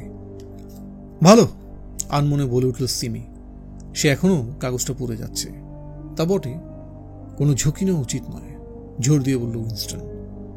মানে বুঝতে হবে আমরা এখন রীতিমতো যুদ্ধে আছি, বলল পার্সনস। ঠিক তখন তার কথাতে সম্মতি জানাতেই যেন তাদের টেবিলে টেলিস্ক্রিন থেকে বেজে উঠল রণভেরি। তবে এবার সামরিক কোনো বিজয়ের ঘোষণা নয়, বরঞ্চ প্রাচুর্য মন্ত্রণালয় থেকে একটি ঘোষণা দেওয়া হলো। কমরেড, এক তরুণ কণ্ঠে চিৎকার করে উঠল, সবার মনোযোগ চাই। আমাদের জন্য সুখবর আছে, আমরা উৎপাদন যুদ্ধে বিজয় অর্জন করেছি। সব ধরনের ভোগ্যপণ্যের উৎপাদনের হিসাব নিকাশ সম্পন্ন হয়েছে এবং আমরা দেখতে পেয়েছি যে গত বছরের চেয়ে জনজীবনের মান উন্নয়ন হয়েছে 20% বেশি। আজ সকালে পুরো ওশেনিয়া জুড়ে কারখানা এবং অফিস থেকে শ্রমিকরা বেরিয়ে স্বতঃস্ফূর্ত মিছিল সম্পন্ন করে বড় বড় রাস্তাগুলো ব্যানারে ঢেকে ফেলেছে এবং বিগ ব্রাদারকে ধন্যবাদ জানিয়েছে তার অভূতপূর্ব নেতৃত্বের জন্য, যার বদৌলতে আমরা এই নতুন সুখী জীবন উপভোগ করতে পারছি। এখানে পরিসংখ্যান দেয়া হলো, খাদ্য সামগ্রী ... নতুন সুখী জীবন বাক্যাংশটি দিনে বোধহয় কয়েকবার করে শোনা লাগে। ইদানিং এই শব্দটি তো প্রাচুর্য মন্ত্রণালয়ের খুব পছন্দের শব্দে পরিণত হয়েছে। রণভেরি শুনে চমকে ওঠা পার্সনস এখন খুব মনোযোগ দিয়ে শব্দটা শুনছে। উল্লেখিত সংখ্যাগুলো সে বুঝতে পারছে না ঠিক, তবু তার চোখে মুখে প্রত্যেকবার স্বস্তির ছাপ ছড়িয়ে পড়ছে। সে একটা অর্ধেক পোড়া তামাকে ভর্তি পুরনো পাইপ বের করে মুখে লাগাল। প্রতি সপ্তাহে যেভাবে তামাকের রেশম হিসেবে 100 গ্রাম ব্যবহার করা হয়, তাতে কদাচিৎ পুরো পাইপ তামাক দিয়ে ভর্তি করা যায় না। উইনস্টন এদিকে ভিক্টরি সিগারেটের একটি শলাকা খুব সাবধানে ধরে রেখে টানছে। আগামীকালের আগে নতুন রেশন আসবে না, আর তার হাতে এখন মাত্র 4টা সিগারেট বাকি। বর্তমানে সে হলঘরের বাকি সব শোরগোল থেকে মনোযোগ সরিয়ে কান খাড়া করে টেলিস্ক্রিনের ঘোষণা শুনে চলেছে। এইমাত্র বলা হলো এই সপ্তাহে চকলেটের রেশন 20 গ্রামে বাড়িয়ে দেওয়ার জন্য কর্মীরা নাকি বিগ ব্রাদারের কাছে কৃতজ্ঞতা প্রকাশ করেছে। অথচ সে গতকালই শুনল এই সপ্তাহে শেষ চকলেটের রেশন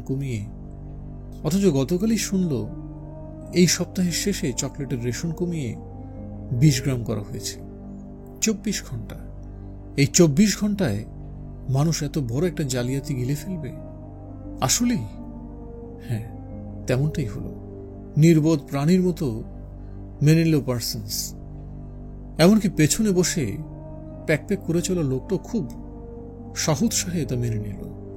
আর হাবভাব দেখে মনে হচ্ছে কেউ যদি ভুল করে উচ্চারণ করে যে গত সপ্তাহে চকলেটের রেশন ছিল 30 গ্রাম, তাহলে তাকে ইতিহাস থেকে মুছে দেবে। সিমিকে দেখেও মনে হলো দুনুমুনু মনে সে ঘোষণাটি মেনে নিয়েছে। তবে কি একমাত্র তার কাছে প্রকৃত স্মৃতিটা থেকে গেছে? টেলিস্ক্রিনে একের পর এক সব চমৎকার সব পরিসংখ্যান দেখানো হচ্ছে। গত বছরের তুলনায় এবছর খাবারের পরিমাণ বেড়েছে। কাপড়, বাড়ি, আসবাবপত্র, রান্নার চুলা, জ্বালানি, জাহাজ, হেলিকপ্টার, বই, শিশু, এক কথায় রোগ, বালাই, অপরাধ এবং মস্তিষ্ক বিকৃতি ছাড়া বাকি সবই বেড়েছে। কয়েক বছরকে বছর, মিনিটকে মিনিট, সবকিছু শুধু থরথরিয়ে বেড়ে যাচ্ছে। সিমি যেমনটা খানিক আগে বলেছিল, উইনস্টনও একটি চামচ দিয়ে টেবিলের উপর পড়ে থাকা ফ্যাকাশে থরথরে স্ট্রোগুলোকে উদ্দেশ্যবিহীন নকশা কেটে যায়। তিতি বিরক্ত হয়ে খসখসে এই জীবন নিয়ে সে ভাবতে থাকে, সবসময় কি জীবনটা এমন ছিল? প্রথম থেকে কি খাবার খেতে তো বাজে ছিল? সে ক্যান্টিন জুড়ে চোখ বোলায়। নিচু ছাদযুক্ত প্রতিদিন কয়েকশো মানুষই গিজগিজ করে এই রুম, অসংখ্য মানুষের ঘষাঘষিতে যেটা দেয়াল হয়ে গেছে নোংরা, যেখানে ভাঙা চোরা ধাতব চেয়ারগুলো একসাথে এত গাদাগাদি করে রাখা যে বসলে কোনোয়ের সাথে কোনোই ঠেকে যায়, যেখানে বাঁকানো চামচ থেকে শুরু করে ট্রে ও দাগ পড়া সাদা মগ দেখা যায়, যেখানে দেয়াল কিংবা চেয়ার যাই বলা হোক না কেন স্যাঁতস্যাঁতে, যেখানে প্রতিটি ফাটলে জমা আছে ময়লা, যেখানে বাতাসে বাতাসে সগৌরবে রাজত্ব করে পচা ঝিন, ঝাঁঝহীন কফি, ধাতব স্ট্রু এবং নোংরা কাপড়ের ঘ্রাণ। হরদম পেট থেকে শুরু করে চামড়ায় কেমন অস্থির অনুভূতি হয়। মনে হয় সে এমন কিছু পাচ্ছে না যা তার প্রাপ্য। এটা সত্য যে তার এই পরিস্থিতির চেয়ে ভিন্ন কোনো সময়ের কথা মনে নেই। স্মৃতির মই ধরে যতদূর অতীতে যাওয়া যায়, দেখা যায় সবসময় তো এমন খাদ্যের অভাব ছিল। এমন কোনো সময় ছিল না যখন মানুষ হাজারো ছিদ্রতে ঝাঁঝরা অন্তর্বাস এবং মোজা পরেনি, ভাঙাচোরা আসবাবপত্র নিয়ে থাকেনি, ঠান্ডা রুমে থরথর করে কাঁপেনি, ট্রেনগুলো মানুষের গাদাগাদিতে অসহ্য হয়ে ওঠেনি, বাড়িগুলো একে একে ভেঙে পড়েনি, কালো পোড়া পাউরুটি মানুষের খেতে হয়নি, চা অতি মূল্যবান পানীয় হিসেবে বিক্রি হয়নি, কফির স্বাদে কারো মুখ বেজার হয়নি, সিগারেটের অভাব সৃষ্টি হয়নি। বলতে গেলে ওই এক কৃত্রিম জিন ছাড়া বাকি সবই অত্যন্ত দামি বস্তু, সাধারণ মানুষের নাগালের বাইরে। যদিও বয়সের ভারে সবটা আরো খারাপ হয়, কিন্তু এই যে শহর জুড়ে ময়লা, আবর্জনা, দুর্ভিক্ষ, অন্তহীন শীতকাল, চিটচিটে আঠালো মোজা, কখনো কাজ না করা লিফট, হাড় হিম করা ঠান্ডা পানি, খসখসে সাবান, টুকরো টুকরো সিগারেট, খাবারে বাজে স্বাদ, এসবও যে একজনের হৃদয়টা অস্থিরতায় ভরে ওঠে, এটা কি যথেষ্ট প্রমাণ নয় যে সব স্বাভাবিক নেই? কেউ কেন এসবে এত অস্বস্তি বোধ করবে?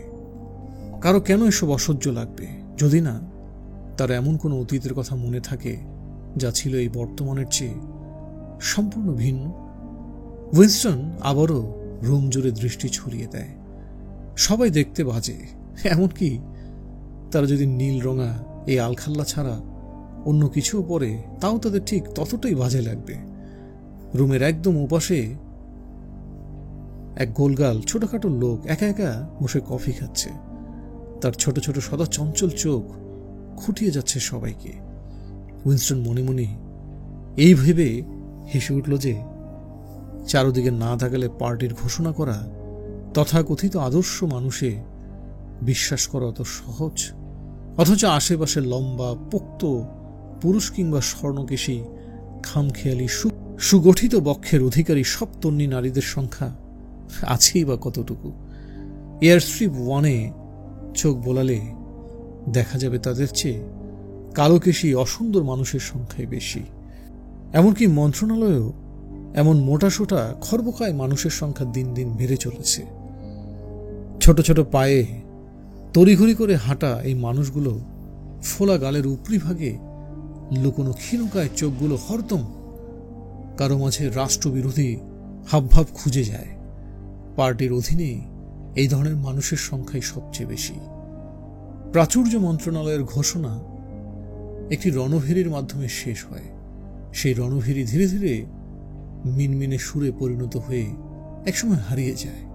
পার্সন্স এদিকে এতক্ষণ ধরে পরিসংখ্যানের পরিমাণ উত্তেজনা টকবক করছিল। সে অবশেষে তামাকের পাইপটা মুখ থেকে বের করল। প্রাচুর্য মন্ত্রণালয় আসলেই এবছর ভালো কাজ করেছে। পাইপটা নাড়িয়ে সে এমনভাবে বলে উঠল যেন খুব বুঝতে পেরেছে। যা হোক স্মিথ বন্ধু আমার, আশা করছি তোমার আমাকে দেওয়ার মতো কোনো অতিরিক্ত রিজন নেই, তাই না? আসলেই নেই, বলল উইনস্টন। আমি এক ব্লেড গত 6 সপ্তাহ ধরে ব্যবহার করছি। বুঝেছি। আর আমিও তোমার কাছে চাইব বলে ভাবছিলাম বন্ধু। দুঃখিত, বলল উইনস্টন। পাশের যে টেবিল থেকে প্যাক প্যাক বকবকানির শোরগোলটি ঘোষণার কারণে ক্ষণিকের জন্য থেমে গিয়েছিল তা আবারও চালু হলো। কোনো এক কারণে উইনস্টনের মনে পড়ল মিসেস পার্সনের কথা। অগোছালো চুল, চেহারার ভাজে ভাজে জমা ময়লা, আর মাত্র বছর 2 তারপর তার সন্তানরাই তাকে তুলে দেবে থট পুলিশের কাছে।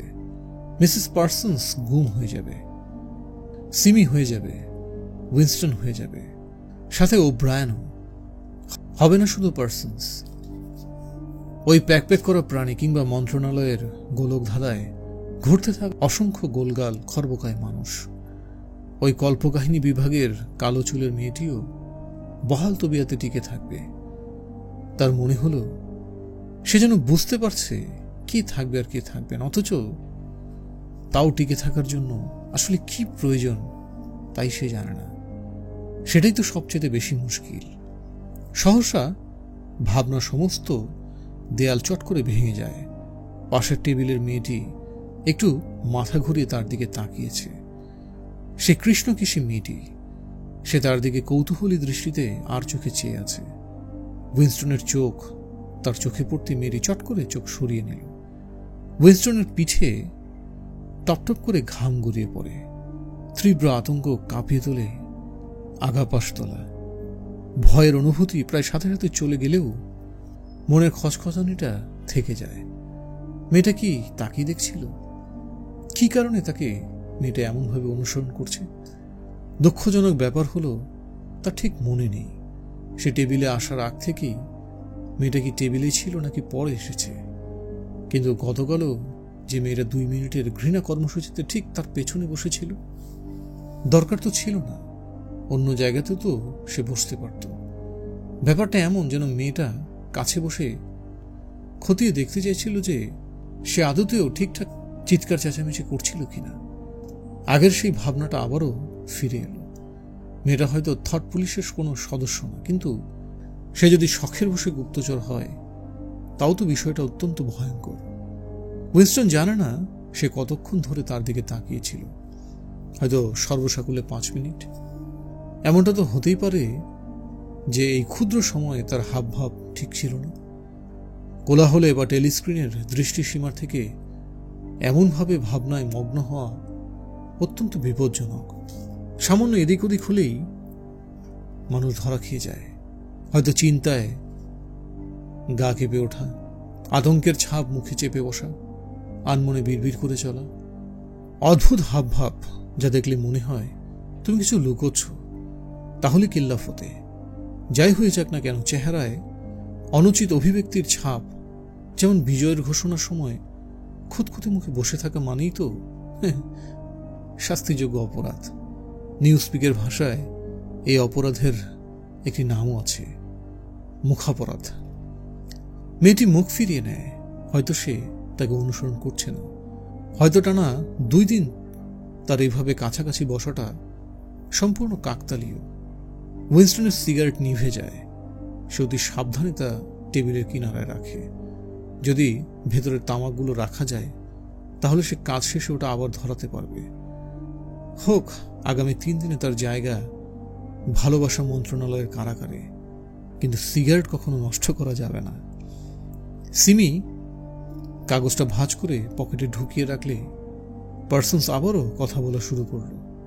বন্ধু, সে পাইপের ধোয়া টেনে বলে উঠল, আমি কি তোমাকে কখনো আমার 2 ছোকরা ছোকরির পুরনো বাজারে এক মহিলার স্কার্পে আগুন লাগিয়ে দেওয়ার কথা বলেছি? ওরা কেন করেছিল জানো? ওরা নাকি মহিলাকে একটা সসেজ বিবির পোস্টারে পেঁচিয়ে নিতে দেখেছিল, তাই চুপি চুপি গিয়ে স্কার্টে আগুন লাগিয়ে দিয়েছিল। আমার মনে হয় মহিলা খুব বাজেভাবে পুড়ে গেছে তখন। বাচ্চা না, ছোট মরিচ, কি বলো? তবে ঝাল দেখেছ? আজকাল তো গোয়েন্দাতে ওদের প্রথম শ্রেণীর প্রশিক্ষণ দেওয়া হবে। আমাদের সময়কালের চেয়ে নাকি অনেক ভালো অবস্থা। ওরা সম্প্রতি ওদের কি নিয়ে প্রশিক্ষণ দিচ্ছে জানো? দরজার দুহল দিয়ে শোনার জন্য যন্ত্র কিভাবে ব্যবহার করতে হয় তা নিয়ে। আমার মেয়ে তো সেদিন যন্ত্রটি নিয়েও এসেছিল। বসার ঘরের কি হোল দিয়ে শোনার চেষ্টা করছিল। বলল যে এমনিতে কি হলে কান রাখলে যতটুকু শোনা যায় তার চেয়েও নাকি দ্বিগুণ বেশি শোনা যাচ্ছে, যদিও এটা খেলনা মাত্র। তবুও ওদের সঠিক পথে তো রাখছি, কি বলো? ঠিক তখন টেলিস্ক্রিন থেকে কান চিনচিনিয়ে শব্দ বেরিয়ে আসে। কাজে ফিরে যাওয়ার সংকেত দেওয়া হয়েছে। 3 জন পুরুষই লিফটের দিকে যাওয়া ভিড়ের সাথে মিশে যেতে দুম করে উঠে পড়ে এবং উইনস্টনের সিগারেটে অবশিষ্ট থাকা তামাকটা পড়ে যায়। উইনস্টন ডায়েরিতে লিখছে 3 বছর আগের ঘটনা। কোনো এক রাতে এক বড় রেল স্টেশনের কাছেই এক ছোট্ট গলিতে দরজার ধারে স্ট্রিট ল্যাম্পের নিচে দাঁড়িয়েছিলেন সেই নারী। বাতিরে তেমন আলো ছিল না বললেই চলে। তরুণী তন্নি মুখ, তার উপর মেকআপ। সেই মেকআপ সত্যি আমাকে কাছে টানছিল। সাদা মেকআপটা দেখে লাগছিল যেন কোনো মুখোশ সেটা, আর সাথে উজ্জ্বল লাল ঠোঁট তো আছেই। পার্টির নারীরা সাধারণত এমনভাবে মেকআপ করে না। রাস্তায় কেউ ছিল না, আর না ছিল কোনো টেলিস্ক্রিন। মেয়েটি বলল $2, আর আমি ক্ষণিকের জন্য লেখা চালিয়ে যাওয়া উইনস্টনের অত্যন্ত কঠিন বলে মনে হলো।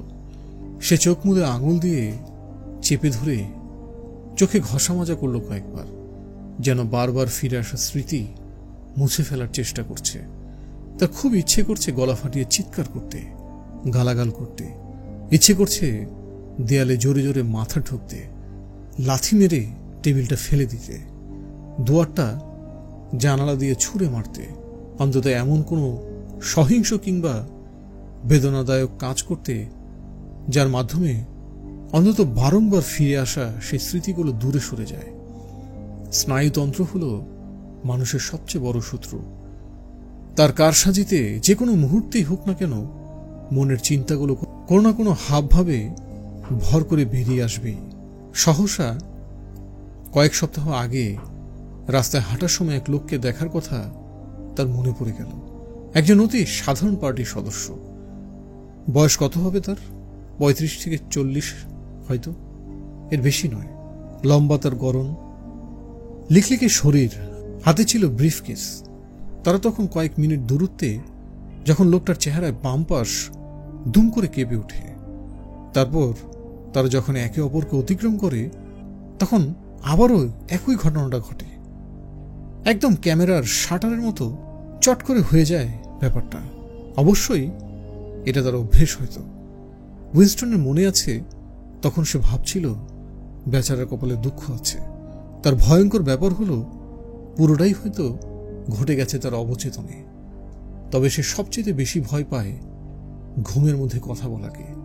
যতদূর সে বুঝতে পেরেছে এর বিরুদ্ধে প্রতিরোধের কোনো উপায় নেই। উইনস্টন লম্বা একটা শ্বাস নিয়ে আবার লিখতে শুরু করে। আমি তার সাথে দরজা দিয়ে ঢুকে পেছনের উঠান থেকে বেসমেন্টের এক রান্নাঘরে ঢুকলাম। সেখানে দেয়ালের সাথে লাগানো একটা বিছানা ছিল, আর টেবিলের উপর হারিকেন, যা অতি মিনমিনিয়ে জ্বলছে। সে দাঁতে দাঁত চেপে ধরল উইনস্টন, কিন্তু ইচ্ছে করছে থুতু দিতে। বেসমেন্টের সে নারীর কথা মনে করতে গিয়ে মনে ক্যাথরিনের কথা চলে এসেছে। উইনস্টন বিবাহিত, অন্তত ছিল এক সময়, অথবা এখনো আছে। তার জানা মতে তার স্ত্রী এখনো জীবিত। তার মনে হলো নাকের ছিদ্র দিয়ে রান্নাঘরের বাতাসে সরগরমে দাপিয়ে বেড়ানো ঘ্রাণটা লাগছে। সেই ঘ্রাণ যাতে মিশেছিল পোকামাকড়, নোংরা কাপড় এবং সস্তা সুগন্ধির ঘ্রাণ, যদিও তা কেমন যেন ঘোর লাগানো। এভাবে সম্মোহিত হওয়ার পেছনে কারণ হতে পারে পার্টির নারীরা কখনো সুগন্ধি ব্যবহার করে না, এমনকি গায়ে মাখার কথা জীবনে কল্পনাও করে না। একমাত্র প্রোল নারীরাই সুগন্ধি মাখে। উইনস্টনের মনের গহীনে সেই ঘ্রাণ সেই রাতের ব্যভিচারের স্মৃতির সাথে মিলেমিশে একাকার হয়ে যায়। সময়ের ব্যাপ্তি হিসেব করলে 2 বছর বা তারও বেশি হবে। এত লম্বা সময়ের মধ্যে সে প্রথমবার সেখানে গিয়েছিল। পতিতাদের কাছে যাওয়া বরাবরের মতোই নিষিদ্ধ, কিন্তু এটি এমন একটি নিয়ম যা মানুষ হরহামেশাই ভাঙে। বিষয়টা বিপজ্জনক বটে, তবে এতে জীবন মৃত্যুর কোনো টানাটানি নেই। একজন পতিতার সাথে ধরা পড়া মানে 5 বছরের সশ্রম কারাদণ্ড। অন্য কোনো অপরাধ না করলে এর চেয়ে আর এতটুকু বেশি শাস্তি দেওয়া হবে না। তাছাড়া অপরাধ করে যদি ধরা না পড়ে তাহলে তো শাস্তি পাওয়ার প্রশ্নই আসে না। তাই দেখা যায় প্রোলদের পাড়ায় খানিক পরপর মহিলারা দরজা খুলে দাঁড়িয়ে থাকে। তারা সামান্য কিছুর বিনিময়েও নিজেকে বিক্রি করতে রাজি। এমনকি অনেকের তো একটা জিনের বোতল পেলেও হয়ে যায়। এই পানীয় আবার প্রোলদের জন্য একেবারে নিষিদ্ধ। সত্যি বলতে কি, পার্টি নীরবে আসলে এই প্রতিদাবৃত্তিকে উৎসাহিত করে। দিন শেষে কিছু প্রবৃত্তি তো আর জোর করে দমানো যায় না। যদি সবটা চুপিসারে হয় এবং তাতে কোনো আনন্দের ছিটেফোঁটা না থাকে, তাহলে কোনো তুচ্ছ শ্রেণীর নারীর সাথে রাত্রিযাপন নিয়ে কর্তৃপক্ষ সেভাবে মাথা ঘামায় না। ক্ষমার অযোগ্য অপরাধ হল পার্টির সদস্যদের মধ্যে যৌন মিলন। এটি এমন একটা অপরাধ যা সাধারণত মানুষ বড় ধরনের শুদ্ধিকরণ অভিযানে স্বীকার করে, তাই এমন কিছু করার কথা তারা কল্পনাতেও আনে না। পার্টির স্রেফ এই লক্ষ্য ছিল না যে তারা কোনো নরনারীর মধ্যে বিশ্বস্ততার সম্পর্ক গড়ে উঠতে বাধা দেবে, কারণ এ ধরনের বিষয়গুলো নিয়ন্ত্রণ করা অত সহজ নয়। বরঞ্চ তারা মূলত যৌন মিলন থেকে সমস্ত স্বাদ তুলে নিতে চেয়েছে। দিন শেষে তাদের শত্রু ভালোবাসা নয়, বরং যৌন আকাঙ্ক্ষা, হোক সেটা বিয়ের ভেতরে বা বাইরে। পার্টির সদস্যদের ভেতরকার সমস্ত বিবাহ একটা নির্ধারিত কমিটির অনুমোদনের মাধ্যমে হয়ে থাকে। এমনকি যদি দেখা যায় যে কোনো দম্পতি একে অপরের প্রতি শারীরিকভাবে আকর্ষিত, তাও তাদের যৌন মিলনের কোনো অনুমতি দেওয়া হয় না। বিয়ের একমাত্র উদ্দেশ্য হল শিশু জন্ম দেওয়া, যারা পরবর্তীতে পার্টির একনিষ্ঠ ভক্ত হয়ে উঠবে। যৌন মিলন এখন স্রেফ একটি অপ্রীতিকর কিন্তু প্রয়োজনীয় কাজ, অনেকটা অপারেশনের মতো। এই ধারণা যদিও কখনো ফলাও করে প্রচার করা হয়নি, তবে পার্টির সদস্যদের মনে তা খুব অল্প বয়স থেকে ঢুকিয়ে দেওয়া হয়েছে। আরে জুনিয়র অ্যান্টিসেক্স লীগের মতো সংস্থাও তো আছে, যারা কিনা পুরোপুরি ব্রহ্মচর্য প্রচার করে বেড়ায়। তাদের প্রস্তাবিত মতামত অনুসারে শিশু জন্ম নেবে কৃত্রিম নিষিক্তকরণের মাধ্যমে, নিউজপিকের ভাষায় বলা যায় আর্টসেন, এবং বড় হবে সরকারি প্রতিষ্ঠানে। উইনস্টন জানে যে এতে সেভাবে গুরুত্ব দেওয়া হয়নি, তবে বিষয়টা পার্টির মতাদর্শের সাথে খুব যায়। পার্টি যৌন প্রবৃত্তিকে পুরোপুরি ধ্বংস করতে চেয়েছে, আর যদি ধ্বংস করা নাও যায়, তারা চেয়েছে তা যেন সবার কাছে বিকৃতি এবং একটা ঘৃণ্য কাজে পরিণত হয়। কেন এমনটা করা হয়েছে সে জানে না, কিন্তু তার মনে হলো এমন হওয়াটাই তো স্বাভাবিক। এবং নারীদের ক্ষেত্রে বলতে গেলে পার্টি এই ব্যাপারে পুরোপুরি সফল। তার আবার ক্যাথরিনের কথা মনে পড়ে গেল। কত বছর হলো ওদের বিচ্ছেদের? 9 নাকি 10? না, 11 বছর হবে হয়তো। তার এই মানুষটার কথা কত কম মনে পড়ে, ভাবলে সে নিজেই অবাক হয়ে যায়। এমনকি সে যে কখনো বিয়ে করেছে তাও দিনের পর দিন ভুলে থাকতে পারে। তারা মাত্র 15 মাস একসাথে ছিল। পার্টি বিবাহ বিচ্ছেদের কোনো অনুমোদন যদিও দেয় না, তবে যদি কোনো সন্তান না হয় তাহলে তারা আলাদা থাকা উৎসাহিত করে। ক্যাথরিন ছিল লম্বা, সুশ্রী, স্বর্ণকেশী নারী। সৌষ্ঠব তার কায়া, চলাফেরা খুব চোখে লাগে। মেয়েটার মুখ দেখে মনে হবে খুব সাহসী একজন, যে কারো কাছে তা অনন্য বলে মনে হতে পারে।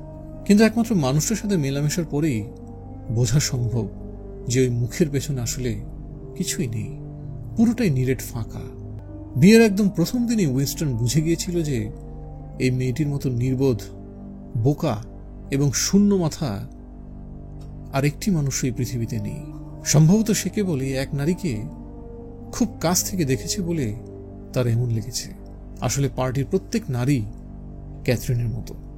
স্লোগান ছাড়া এই মানুষটার মাথায় নিজ থেকে কোনো চিন্তার উদয় হতো না। পার্টির যে কোনো কথা সে অকপটে চোখ বুজে বিশ্বাস করে নিত। উইনস্টন মনে মনে তাকে হিউম্যান সাউন্ড ট্র্যাক বলে নাম দিয়েছিল। তবে মানুষটার সাথে যৌন মিলনে সে যদি বিন্দুমাত্র স্বাদ পেত, তাও ওই বিয়েটা টিকিয়ে রাখত। কিন্তু তেমনটা তো আর সম্ভব না। দিন শেষে ক্যাথরিন ছিল পার্টির সবচেয়ে সফল পণ্য। উইনস্টন তাকে ছুলেই সে চোখ মুখ কেমন করে যেন খিচে উঠত। তাকে কাছে টানা মানে একটি কাঠের স্থির চিত্রকে কাছে টানা সমান বলে মনে হতো উইনস্টনের। আর সবচেয়ে অদ্ভুত ব্যাপার হলো, ক্যাথরিন যখন তাকে জড়িয়ে ধরে কাছে টানত, তখনও তার মনে হতো যে না, মেয়েটা আসলে তাকে দূরে ঠেলে দিচ্ছে। মেয়েটার শরীরে পেশি যেভাবে শক্ত হয়ে থাকত, তাতে এমন না ভেবে আর উপায় ছিল কি? ক্যাথরিন বিছানায় পড়ে থাকত যত্রতত্র পুতুলের মতো। না বাধা দিত, না দিত সাড়া, পুরোপুরি সঁপে দিত নিজেকে। উইনস্টনের কাছে ব্যাপারটা খুব অস্বস্তিজনক হয়ে উঠেছিল, যে একসময় এক পাহাড় বিরক্তিতে পরিণত হয়। তবুও সে হয়তো নারীটির সাথে থেকে যেত যদি তারা এতে একমত হতে পারত যে তাদের ব্রহ্মচর্য গ্রহণ করে থাকা উচিত। কিন্তু কৌতূহলী বিষয় হলো, ক্যাথরিন নিজেই তা চাইত না। সে সবসময় বলতো যদি সম্ভব হয় তাহলে তাদের শিশু জন্ম দেওয়া উচিত। তাই এই কাজ চলতেই থাকে, সুযোগ পেলেই যে কোনো সময়, প্রতি সপ্তাহে একবার করে। ক্যাথরিন তো তাকে প্রতিবার সকালে মনে করিয়ে দিত যে রাতে তাদের এমন কিছু করতে হবে এবং এমন কিছু ভোলা যাবে না। সেই কাজটা দুটো নামও দিয়েছিল। একটি ছিল শিশু তৈরি, আর অন্যটি ছিল পার্টির প্রতি আমাদের দায়িত্ব। হ্যাঁ, আসলেই তো এটা বলতো। ধীরে ধীরে নির্দিষ্ট তারিখটি ঘনিয়ে এলে উইনস্টনের ভেতর একটা ইতিবাচক শঙ্কা কাজ করতে শুরু করত। কিন্তু সৌভাগ্যক্রমে কোনো শিশুর আগমন হয় না এবং ক্যাথরিনও হাল ছেড়ে দিতে রাজি হয়। তারপর তার অল্প কিছুদিনের মাঝেই আলাদা হয়ে যায়। উইনস্টন নিঃশব্দে হাঁপ ছাড়ল। সে আবারও কলম তুলে লিখতে শুরু করল। সে নিজেকে দুম করে বিছানার উপর ছুঁড়ে মারল। তারপর কোনো রাগ ঢাক না করেই, কোনো রাগ মোচন কিংবা প্রারম্ভিক প্রণয়ের প্রস্তুতিবিহীন কল্পনাতীত বিশ্রীভাবে স্কার্টটি উপড়ে তুলল। উইনস্টন মিনমিনে বাতির আলোয় সেখানে দাঁড়িয়েছিল। নাকে কড়া নাড়ছিল পোকামাকড় এবং সস্তা সুগন্ধির ঘ্রাণ। বুকের ভেতর একরাশ হতাশা এবং অপরাধবোধ জেঁকে বসেছে, যা কিনা তখনও মিশে যাচ্ছে ক্যাথরিনের ধবল দেহের কল্পনার সাথে, যে দেহ বরফের মতো জমে গেছে পার্টির কথার বশবর্তী হয়ে। সবসময় কেন এমন হতে হবে? বছরের ফাঁকফোকরে এক আধবার পাওয়া এসব নোংরা নারীর সান্নিধ্য বাদ দিয়ে কেন সে নিজের একটা মানুষ পাবে না? কিন্তু ভালোবাসা যে এখানে একেবারে অসম্ভব এবং অকল্পনীয়। পার্টির সকল নারী এরকমই। সতীত্ব হলো তাদের পার্টির প্রতি আনুগত্যের সমান গুরুত্বপূর্ণ। ছোটবেলা থেকে অতি সাবধানে শিক্ষা দিয়ে, খেলার মাধ্যমে, স্কুলের আজেবাজে শিক্ষা এবং গোয়েন্দা এবং যুবলীগের মাধ্যমে, ভাষণ, মিছিল, গান, স্লোগান এবং সামরিক সঙ্গীতের মাধ্যমে তাদের মন থেকে সমস্ত অনুভূতি শুষে নেওয়া হয়। উইনস্টনের যুক্তি বলে ব্যতিক্রম তো থাকার কথা, কিন্তু মন তা বিশ্বাস করে না। তারা সবাই দুর্বেদ্য এবং পার্টি তাদের সেভাবেই তৈরি করেছে। আর সে ভালোবাসার চেয়েও যে জিনিসটা বেশি চেয়েছে তা হলো সমস্ত নিয়ম নীতির তোয়াক্কা না করে জীবনে অন্তত একবার হলেও কাছাকাছি আসতে। এভাবে যৌনাকাঙ্ক্ষা মেটানো সম্ভবত বিদ্রোহের মতো। যৌন চাহিদা হলো চিন্তাপরাধ। যদি উইনস্টন কোনো একভাবে ক্যাথরিনের মনে চাহিদা সৃষ্টি করতে পারত, তাও তা হতো প্রলোভনের মতো। অথচ সে নাকি ছিল তার স্ত্রী। কিন্তু গল্পের বাকি অংশ তো চলমান থাকতেই হবে। সে লিখল, আমি বাতির সলতে পারাই। আলোয় তাকে প্রথমবার দেখি। আধার চিরে হারিকেনের আলো উজ্জ্বল হয়ে চারদিক ছড়িয়ে পড়ছিল। প্রথমবারের মতো নারীটিকে ভালোভাবে দেখেছিল সে। উইনস্টন তার দিকে এক পা বাড়িয়ে থেমে গিয়েছিল, বুকের ভেতর জমা লালসা এবং আতঙ্ক। হুট করেই অস্থির মন নিয়ে ভাবল, কত ঝুঁকি নিয়েই না সেখানে এসেছে। টহলদারি বাহিনীর হাতে ধরা পড়ার সম্ভাবনা অতি প্রবল। এমনকি হতেও পারে তারা বাইরে এখন তার জন্য অপেক্ষা করছে। যদি সে যা করতে এসেছে তা না করেই চলে যায়। না না, তাকে এটা লিখতেই হবে, স্বীকার করতেই হবে। হারিকেনের আলোয় তখন সে দুম করে খেয়াল করে সে নারীটি আসলে বৃদ্ধা। তার মুখে থকথক করা মেকআপের আস্তরণ যেন যে কোনো সময় পলেস্তারের মতো ভেঙে পড়বে। এমনকি তার সাদা মেকআপ চুল পর্যন্ত ছড়িয়ে গেছে। তবে সেই বিষয়টি দেখার পর উইনস্টনের সমস্ত ইচ্ছে কিছু মুহূর্তের জন্য মাটি হয়ে গিয়েছিল। তা হল, মহিলা যখন মুখ খুলল তখন সেখানে ঘন কালো অন্ধকার ছাড়া আর কিছুই ছিল না। এক কথায় কোনো দাঁত ছিল না তার। সে ঝটপট অগোছালো হাতে লিখে চলল। আলোতে তাকে প্রথমবার দেখে বুঝলাম সে আসলে বৃদ্ধা। বয়স কম করে হলেও অন্তত 50 তো হবেই। কিন্তু তবুও আমি এগিয়ে নিজের চাহিদা মেটালাম। সে এবার নিজের বন্ধ করে থাকা চোখগুলো আঙুল দিয়ে চেপে ধরল। অবশেষে কথাগুলো লিখে ফেলেছে, কিন্তু তাতে কিছুই পরিবর্তন হল না। উইনস্টন ভেবেছিল লেখার পর অপরাধ বোধ কমবে, মনের ক্রোধ কমবে, কিন্তু কোনো কাজ হয়নি।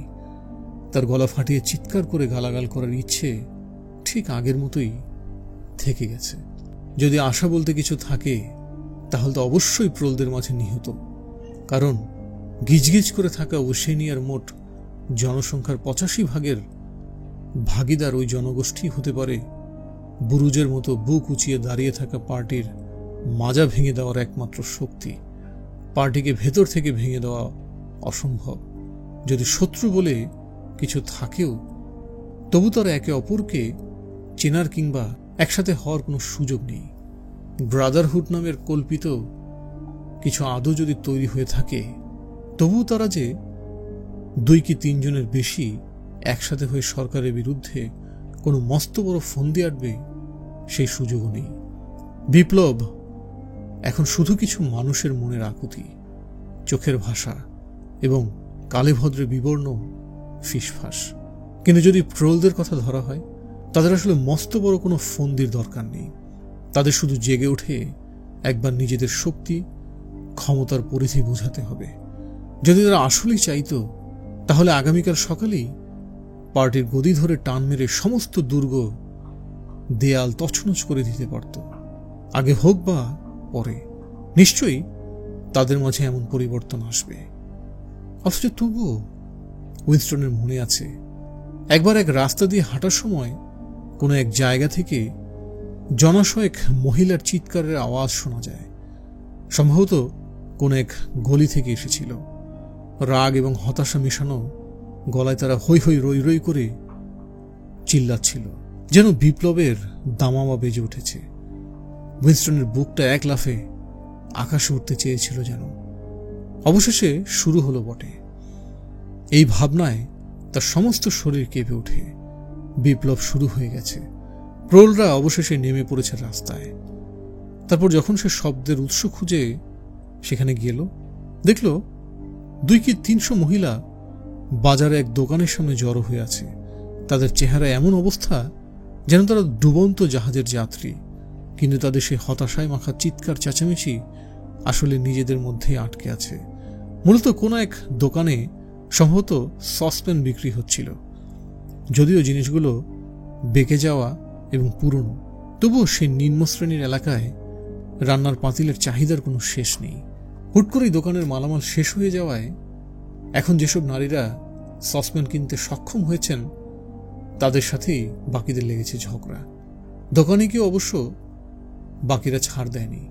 সসপেন না পাওয়া মহিলারা গলা উঁচিয়ে বলে যাচ্ছে যে দোকানে আসলে স্বজন প্রীতি করেছে এবং তার কাছে অন্য কোথাও আরো সসপেন মজুদ আছে। সবাই এই নিয়েই গলা ফাটিয়ে চিৎকার করছে। অবশেষে দেখা যায় দুই মোটা মহিলা একটি সসপেন নিয়ে টানটানি লাগিয়ে দেয়। একজন আরেকজনের হাত থেকে কেড়ে নেবেই নেবে। একটা সময় সসপেনের হাতলটা খুলে চলে আসে। উইনস্টন তাদের দিকে নাক ছিটকে তাকিয়ে থাকে, তবুও ভেবে অবাক হয় ক্ষণিকের জন্য মাত্র 2 কি 300 জড়ো হয়ে মহিলাদের চিৎকার কতটা শক্তিশালী ছিল। এরা কেউ আসল জিনিসের জন্য এইভাবে হইচই করে না কেন? সে লিখল, যতদিন তারা না সচেতন হচ্ছে ততদিন কখনো বিপ্লব করবে না, আর যতদিন না তারা বিপ্লব করবে ততদিন কখনো সচেতন হবে না। তার মানে হলো ঠিক এই লেখাটাই পার্টির পাঠ্যপুস্তকে গোটা গোটা অক্ষরে লেখা আছে। পার্টি হরদম প্রোলদের দাসত্ব থেকে মুক্তি দেওয়ার কথা বলে। বিপ্লবের আগে এই মানুষগুলো পুঁজিবাদী সমাজ কর্তৃক শোষিত ছিল। ক্ষুধার জ্বালায় তারা মরত। মহিলারা কাজ করত কয়লার খনিতে। মহিলারা এখন অবশ্য কয়লার খনিতেই কাজ করে। 6 বছর হতে না হতেই বাচ্চাদের বিক্রি করে দেওয়া হতো কয়লার কারখানায়। অথচ দ্বৈত চিন্তার নীতি অনুসারে এই পার্টি আবার মানুষদেরকে শিক্ষা দেয় যে প্রোলরা আসলে জন্তু জানোয়ারদের মতো, যাদের কিছু সাধারণ নিয়ম ব্যবহার করে সবসময় পরাধীনতায় রাখতে হয়। বাস্তবে খুব কম মানুষই প্রোলদের ব্যাপারে জানে। তাদের ব্যাপারে জানারও দরকার নেই। যতদিন পর্যন্ত তারা জন্ম দিয়ে যাচ্ছে এবং কাজ করে যাচ্ছে ততদিন তারা কি করলো না করলো তাতে কার কি আসে যায়। তাদের ঠিক আর্জেন্টিনার তৃণভূমিতে চষে বেড়ানো ভেড়ার পালের মতো ছেড়ে দেওয়াই ভালো। তারাও সামনে আদিম প্রবৃত্তির বশবর্তী হয়ে পুরনো জীবনধারাকে আপন করে নিয়েছে। নর্দমায় জন্ম নিয়ে সেখানে বড় হওয়া, বড় না হতেই কাজে যাওয়া, যৌনতার হাত ধরে যৌবনের সুন্দর সময়ের স্বাদ নেওয়া, 20 বছর বয়সে বিয়ে করা, 30-এ মধ্যবয়স্ক হয়ে 60-এ না হতেই মৃত্যু। ব্যাস, আর কি লাগে? গায়ে গতরে কাজ, বাড়ির বাচ্চার খেয়াল রাখা, প্রতিবেশীদের সাথে ছোটখাটো ঝগড়ায় জড়ানো, সিনেমা, ফুটবল, বিয়ার এবং সবার উপরে জুয়া। এসব তাদের মন এবং মস্তিষ্কে গিজগিজ করে। তাদের নিয়ন্ত্রণ রাখা খুব কঠিন কিছু না। থট পুলিশের কিছু এজেন্ট তাদের মধ্যে মিশে যায় এবং সামনে নানা ধরনের গুজব ছড়াতে থাকে। যদি বোধ বুদ্ধি সম্পন্ন কাউকে দেখা যায় যে হতে পারে সরকারের জন্য বিপজ্জনক, তাকে চিহ্নিত করে পুরোপুরি সরিয়েও দেয়। তবে এই মানুষগুলোকে কখনো পার্টির মতাদর্শ জোর করে গেলানো হয় না। রাজনীতি নিয়ে এদের কোনো চিন্তা ভাবনা থাকুক এটা পার্টি চায় না। তাদের কাছ থেকে শুধু সাধারণ দেশপ্রেমটাই দরকার, যেন কখনো কাজের সময় বাড়ানো হলে কিংবা রেশন কমানো হলে তারা তা খুশি মনে মেনে নেয়। আর যদি তারা কখনো নাখোশ হয়েও যায়, যা মাঝে মধ্যেই ঘটে, তাহলেও তার কোনো গতি হয় না। দিন শেষে অভিযোগ কার কাছে জানাবে, কি নিয়ে জানাবে, কিভাবে জানাবে, তা নিয়ে যদি কোনো স্পষ্ট ধারণাই না থাকে তাহলে আর লাভ কি? দিন শেষে তাদের অভিযোগ ছোটখাটো বিষয়ে আটকে থাকে। বৃহত্তর দুর্ভোগ বরাবরের মতোই থেকে যায় তাদের অগোচরে। দেশের এই বড় অংশের কাছে টেলিস্ক্রিন নামক যন্ত্রটি তো নেই। এমনকি সাধারণ পুলিশরাও তাদের ব্যাপারে খুব নাক গলায় না। লন্ডনে অপরাধ কম সংঘটিত হয় না, আর এই অপরাধের তো আলাদা জগতই আছে। এই জরাজীর্ণ অংশে চোর, ডাকাত, পতিতা, মাদক ব্যবসায়ী এবং সব ধরনের নাশকতাকারী থাকে এই তল্লাটে। কিন্তু যেহেতু সবটাই প্রোলদের মাঝেই আটকে আছে, তাই তাতে গুরুত্ব দেওয়া হয় না। নৈতিকতার প্রশ্নে প্রোলদের আদিম প্রবৃত্তিকে অনুসরণ করার সুযোগ দেওয়া হয়েছে। বৈধ অবৈধ মেলামেশার কোনো শাস্তি নেই। বিবাহ বিচ্ছেদ অনুমোদিত। এমনকি এই প্রোলরা যদি কখনো কোনো ধর্ম পালন করতে চায় তাহলেও বোধহয় তাদের অনুমতি দেওয়া হবে। তারা সর্বদাই সন্দেহের রাডারের নিচেই থাকে। পার্টি স্লোগানে যেমনটা লেখা থাকে, প্রোল এবং প্রাণীরা মুক্ত। উইনস্টন নিচু হয়ে পায়ের গোড়ালির ক্ষতটা চুলকায়। বেশ অনেকক্ষণ ধরে এখানে জ্বালা করছিল। মস্তিষ্কের সমস্ত চিন্তাভাবনা ঘুরে ফিরে একটি জায়গাতে আটকে যায়। বিপ্লবের আগের সময়টা আসলে কেমন ছিল তা জানতে পারার অপারগতা। সে দেরাজ থেকে একটি শিশুদের পাঠ্য বই বের করল। এটা সে মিসেস পার্সন্সের কাছ থেকে ধার নিয়েছিল। সেই বই থেকে সে ডায়েরিতে একটা অনুচ্ছেদের প্রতিলিপি করা শুরু করল।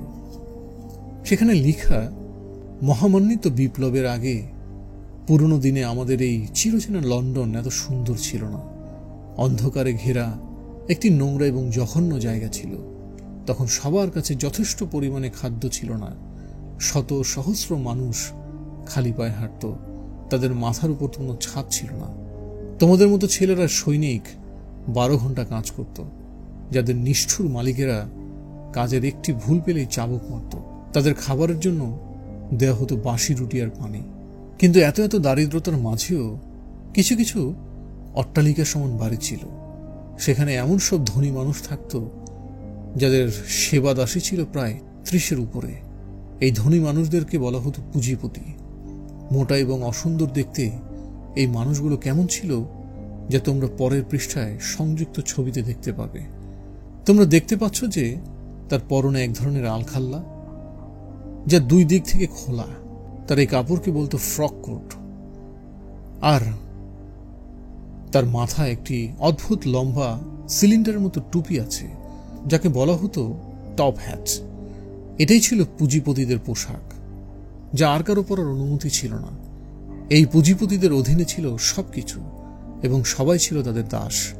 তারা ছিল সব জমি, কারখানা এবং অর্থের মালিক।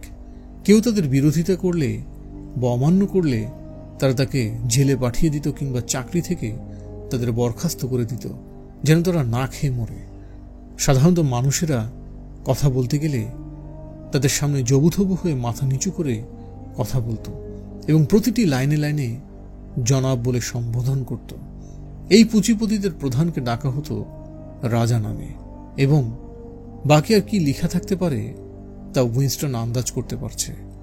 লম্বা হাতাওয়ালা পোশাক পরা ধর্মযাজক, লোমশ আলখাল্লা পরা বিচারক, শাস্তি দেওয়ার জন্য বানানো কাঠের স্তম্ভ, ঘানি চাবুক, লর্ড মেয়রের বিশাল ভোজের আয়োজন এবং পোপের আঙুলে চুমু দেওয়ার রীতি, এসবের কিছুই হয়তো বাদ দেওয়া হবে না, কেবল একটি বিষয় ছাড়া, জু প্রাইমে নকটিস, যা সাধারণত বাচ্চাদের পাঠ্য বইয়ে থাকার কথা না। এটি পুঁজিপতি শাসিত সমাজের বানানো এমন একটি আইন যার বদৌলতে কারখানার মালিকরা তার অধীনে কাজ করা যে কোনো নারীর সাথে সঙ্গম করতে পারত। এসবের কোনটা সত্য কোনটা মিথ্যে তা কি করে বলা যায়? হতে পারে সে সাধারণ মানুষের জীবনের বিপ্লবের আগের সময়ের চেয়ে এখন অনেক ভালোই আছে। এর বিপরীতে প্রমাণ বলতে গেলেও শুধু একটাই আছে, শরীরের ভেতর হাড্ডির অস্থিতে অনুভব করা যে এখনকার এই জীবন সহ্য করার মতো নয়, এবং হয়তো কোনো এক সময় তুমি এর চেয়েও বেশি ভালো ছিলে। উইনস্টনের মনে হলো কেদা দূরস্থ এই জীবনের আসল বৈশিষ্ট্য এতে নিহিত নিষ্ঠুরতা কিংবা অনিরাপত্তা নয়, বরঞ্চ এই যে ক্লান্তি, দুর্ভোগ, অসহায়ত্ব এবং অস্থিরতা দৈনন্দিন জীবনে মিশে আছে, সেটাই। আয়নার দিকে তাকালেই তুমি টের পাবে। টেলিস্ক্রিনে প্রতিদিন যে জীবনের গপ্প আওড়ানো হয় কিংবা যে আদর্শ জীবনের দিকে পার্টি এগিয়ে যাওয়ার দাবি করে, তা থেকে বাস্তবতা কতই না বিচ্ছিন্ন। এমনকি পার্টির সদস্যদেরও হরদম যন্ত্রবৎ পুতুলের মতো অরাজনৈতিক জীবনযাপন করতে হয়।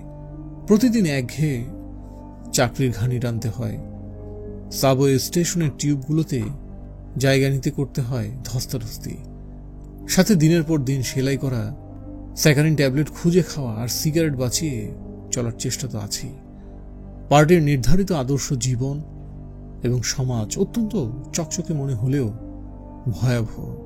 কংক্রিট আর ইস্পাতের তৈরি অট্টালিকা, দানবীয় সব যন্ত্র এবং ভয়ঙ্কর অস্ত্র, যোদ্ধা এবং দলের প্রতি অন্ধে ভরা জাতি, যারা একতালে এগিয়ে চলেছে, এক কথাই ভেবে যাচ্ছে, এক আওয়াজে একই স্লোগান তুলছে, চিরকাল গায়ে গতরে খেটে খেটে লড়ছে, জিতছে, ধ্বংস করছে। এক কথায় একই চেহারা নিয়ে বাস করছে 30 কোটি মানুষ।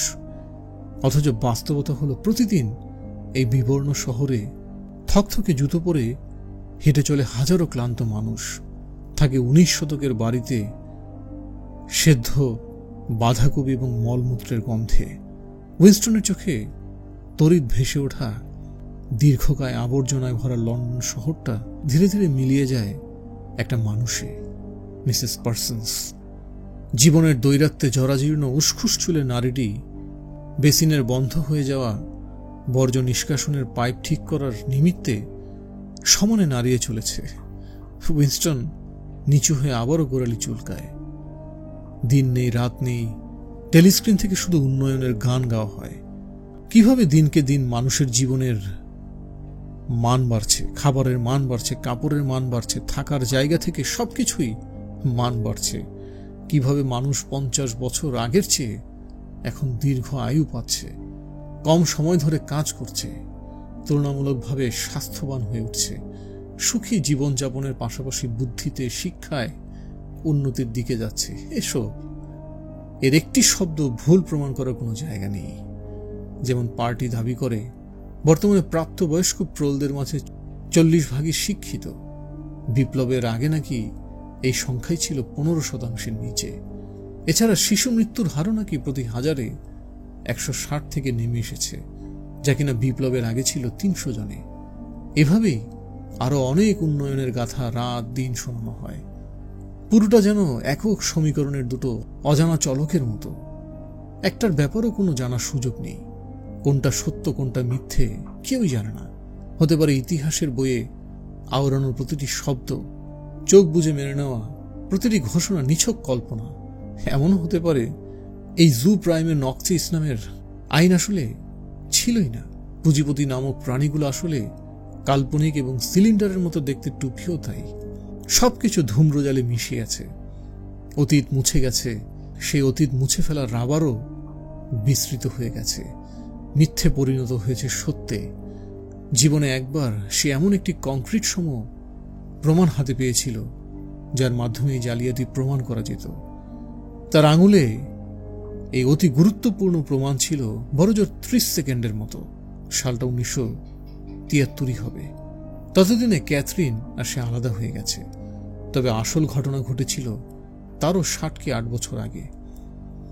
গল্প শুরু হয় 60-এর দশকের মাঝামাঝি সময়, যখন দীর্ঘ শুদ্ধিকরণ অভিযানের নামে বিপ্লবের সমস্ত নেতাদেরকে পুরোপুরি নিশ্চিহ্ন করে দেওয়া হয়েছিল।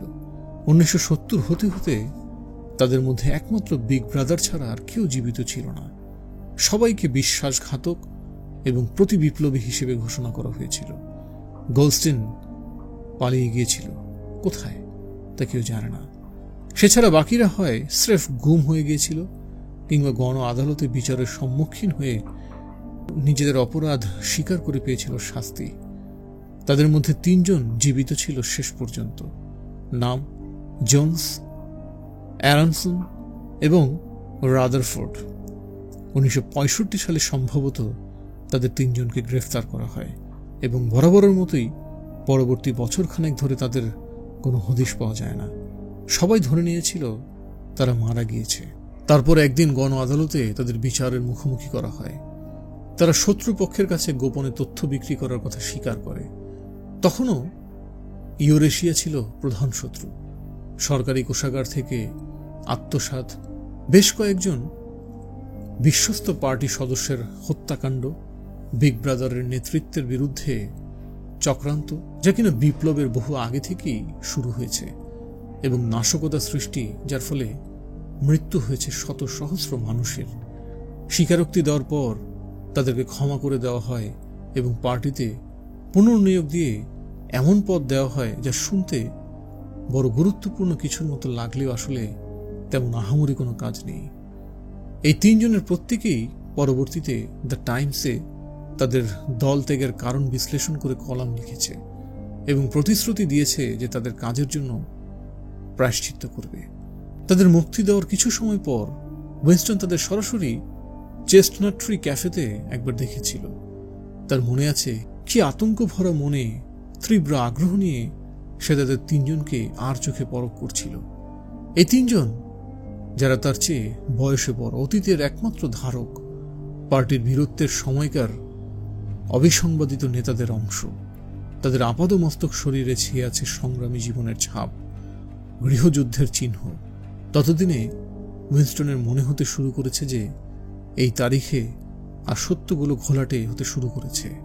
আর এই মানুষগুলোর নাম সে বহু আগে শুনলেও তখনও বিগ ব্রাদারের নাম সে শুননি। কিন্তু দিন শেষে এই মানুষগুলো ছিল এমন বহিষ্কৃত শত্রু, সাজাপ্রাপ্ত ব্যক্তি যাদের আগামী 1 কি 2 বছরের মধ্যেই মৃত্যুদণ্ড দেওয়া হবে। থট পুলিশের হাতে পড়া কোনো মানুষই এই পরিণতি থেকে আজ পর্যন্ত বাঁচতে পারেনি। তাদের মতো এই মানুষগুলো ছিল এমন সব শবদেহ যারা কবরে যাওয়ার জন্য অপেক্ষা করছে। তাদের কাছে কিংবা দূরে কেউ ছিল না, এমনকি এই ধরনের লোকদের আশেপাশে কারো না থাকে শ্রেয়। চেস্টনাট ট্রি ক্যাফের বিশেষত্ব ছিল লবঙ্গ স্বাদের জিন। তারা তেমন জিন ভর্তি গ্লাসের সামনে বসেছিল চুপচাপ। তাদের মধ্যে রাদারফোর্ডের হাবভাব উইনস্টনকে বেশি আকৃষ্ট করেছে। এই লোক একসময় বিখ্যাত ব্যঙ্গচিত্র আঁকিয়েছিলেন, যার দুর্দান্ত সব কার্টুন বিপ্লব পরবর্তী এবং চলমান সময় মানুষের মনে আগুন ধরিয়েছে। এমনকি এখনও রাদারফোর্ডের কার্টুন দ্য টাইমসে কালীভদ্রে দেখা যায়। তবে সেসব কেবল তার আকার ধাঁচ অনুকরণের চেষ্টা মাত্র, যেখানে না আছে প্রাণ, না আছে কোনো অর্থ। বরাবরের মতো সেখানেও পুরনো ধাঁচের বার্তা দেওয়ার চেষ্টা। বস্তিবাসীদের থাকার জায়গা, ক্ষুধার্ত শিশু, রাস্তায় মারামারি, লম্বা টুপি পরা পুঁজিপতি যারা 14 শিকের ভেতরে থেকেও নিজেদের ভাবমূর্তি রক্ষা করে চলেছে। রাদারফোর্ড প্রচণ্ড, তার বপু, তেল চিপচিপে পাকা চুল, বলি রেখায় কাটাকুটিতে ভরা চর্ম, নিগ্রোদের মতো মোটা ঠোঁট। একটা সময় নিশ্চয়ই মানুষটা অনেক শক্তপোক্ত ছিলেন, দাপিয়ে বেড়াতেন রাজপথ। আর এখন তার দেহ ঝুলে পড়েছে, ক্লান্ত হয়ে ভেঙে পড়েছে সব দিক থেকে। কারো চোখে এ যেন অসীম শক্তিশালী কোনো দুর্গের দেয়ালে ধসে পড়ার বাস্তব চিত্র। ঘড়ির কাঁটায় বেলা তখন 3টা। আশেপাশে মানুষজন নেই বললেই চলে। কেন যে ওই সময় সেখানে গিয়েছিল তা তার মনে নেই। জায়গাটা বলতে গেলেই খালি। টেলিস্ক্রিন থেকে ভেসে আসছিল মৃদু বাজনা। 3 জন মানুষ যেন স্থির চিত্র হয়ে বসেছিল, এমনকি কোনো কথাও তাদের মুখ দিয়ে বের হয়নি। বলা কওয়া ছাড়াই নতুন করে জিনের গ্লাস এনে দিচ্ছিল পরিবেশক। তাদের পাশে একটি গুটি দিয়ে সাজানো গোছানো দাবার বোর্ড ছিল, কিন্তু সেদিকেও কারো কোনো ভ্রুক্ষেপ নেই। আর তার 30 সেকেন্ড পর টেলিস্ক্রিনে কি যেন হলো, বাজনা বদলে গিয়ে আরেকটি সুর বেরিয়ে এলো। এমন একটা সুর যা বোঝানো মুশকিল, কেমন অদ্ভুত খড়খড়ে ক্যারিকেচারের সুর। উইনস্টনের মনে আছে সে তখন সুরটার নাম দিয়েছিল হলুদ সুর। তারপর টেলিস্ক্রিন থেকে ভেসে এলো একটা গান, বিস্তৃত চেস্টনাট গাছের ছায়ার তলায়। তোমাকে বিক্রি করেছি, তুমি আমায়। তারা সেথায় শুয়ে, আমরা শুয়ে এথায়, বিস্তৃত চেস্টনাট গাছের তলায় ছায়ায়। 3 জনের কেউই কোনো প্রতিক্রিয়া দেখালো না। কিন্তু উইনস্টন যখন রাদারফোর্ডের জরাজীর্ণ চেহারার দিকে তাকালো, তখন তার চোখ টলমল করছে। কোন এক কারণে এই দৃশ্য দেখে তার শরীরটা কেঁপে উঠল। সে তখন এটা খেয়ালও করলো যে অ্যারানসন এবং রাদারফোর্ড নাক ভাঙা। খানিক পর তাদের 3 জনকে পুনরায় গ্রেফতার করা হয়। অভিযোগ আনা হয় যে মুক্তি পাওয়ার পর তারা নাকি আবারও সরকার বিরোধী কু করার চেষ্টা করছে। বাংলা জংশন চ্যানেলটি ঘুরে আসতে পারে, চ্যানেলটি সাবস্ক্রাইব করতে পারে। বাংলা জংশন চ্যানেলটি সব ধরনের নন ফিকশন, ইতিহাস, ফিলোসফি, রাজনীতি, বিশ্ব রাজনীতি সহ সব ধরনের প্রবন্ধ নিয়ে কাজ করবে। বিষয়ভিত্তিক বিষয়ে আপনাদের পছন্দ বা চাহিদার কথা আমাদের জানাতে পারেন। ধন্যবাদ।